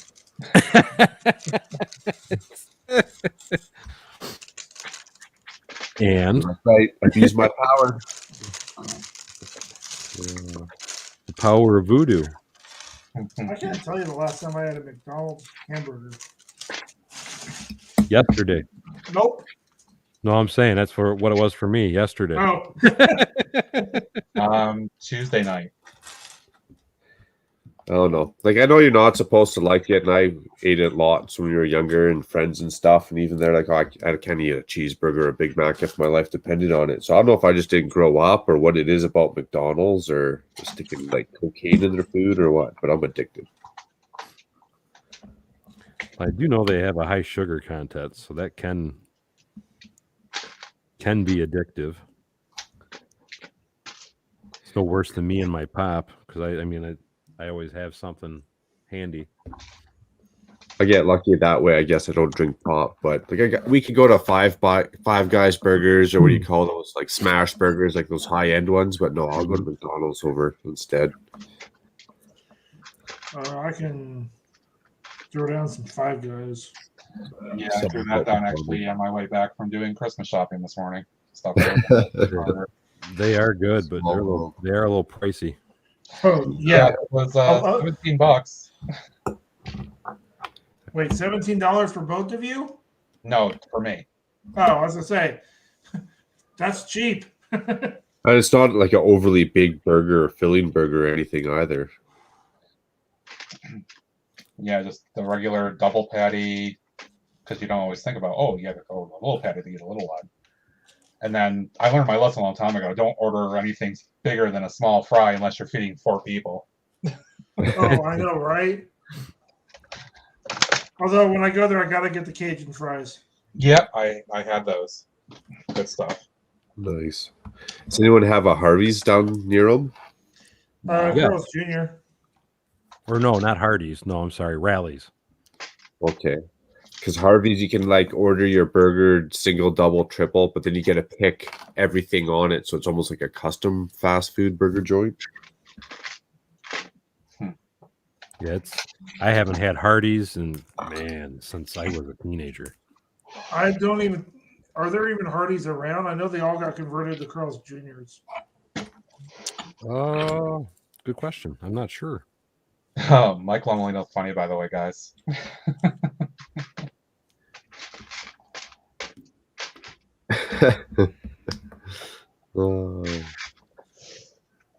Mike, I'll send it to you, and then I'm going to make sure that I mark that card as stolen. After he mails it, right? After he mails it. That way you get a free green grocer. That's true. I can dispute and be like, I know what you're talking about. You're referring to Mike's comment about just send him your credit card information and he'll make sure you get everybody a set? Yeah. Hardee's is a fast food restaurant chain here, or was one here in the U.S., Rob.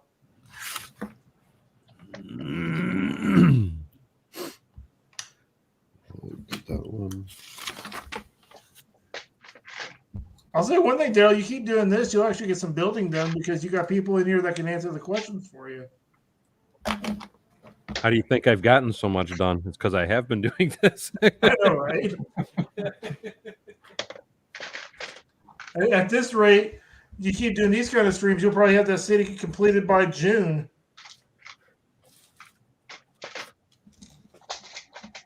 Well, if he uses his backlog of things, he could.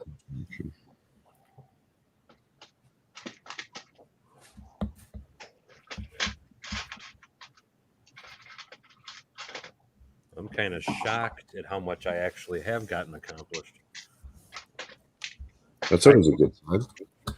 I really did not think because I have every building except the one I got built to the left to build is on a Mills plate now. Now the only ones you have left to do are what, the convention center and your train station? Train station's already on a Mills plate, my man. Did you have to pre-plan that, Daryl, and order parts, or did you just go to town on building Mills plates for like all 12 modulars or whatever out of your part inventory? I've had because I'm always buying Mills plates parts. So I mean, well, crap, man, look, that's all just Mills plates. Okay.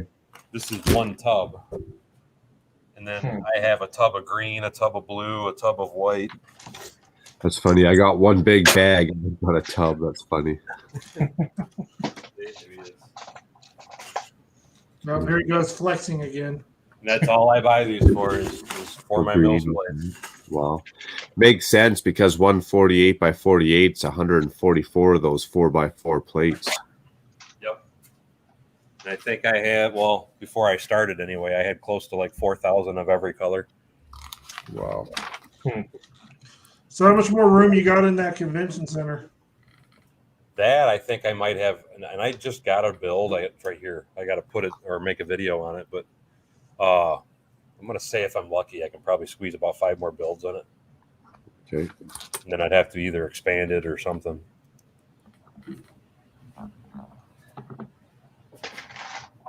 And you got more room in your art gallery, Matt? Decent amount? Fill it up? Yeah, I still have quite a bit of room. Actually, Mark, yours is the last submission that I have received. It's kind of been dormant for a little bit. But I could actually put another promo back out there because I've gotten a few new subs since then. Oh. Well, maybe the Macro, the artist, will be painted again, and I'll have to send another one. And if you paint, that'd be fantastic. I just got the message from the wife. I got to go eat. Good idea. About that time.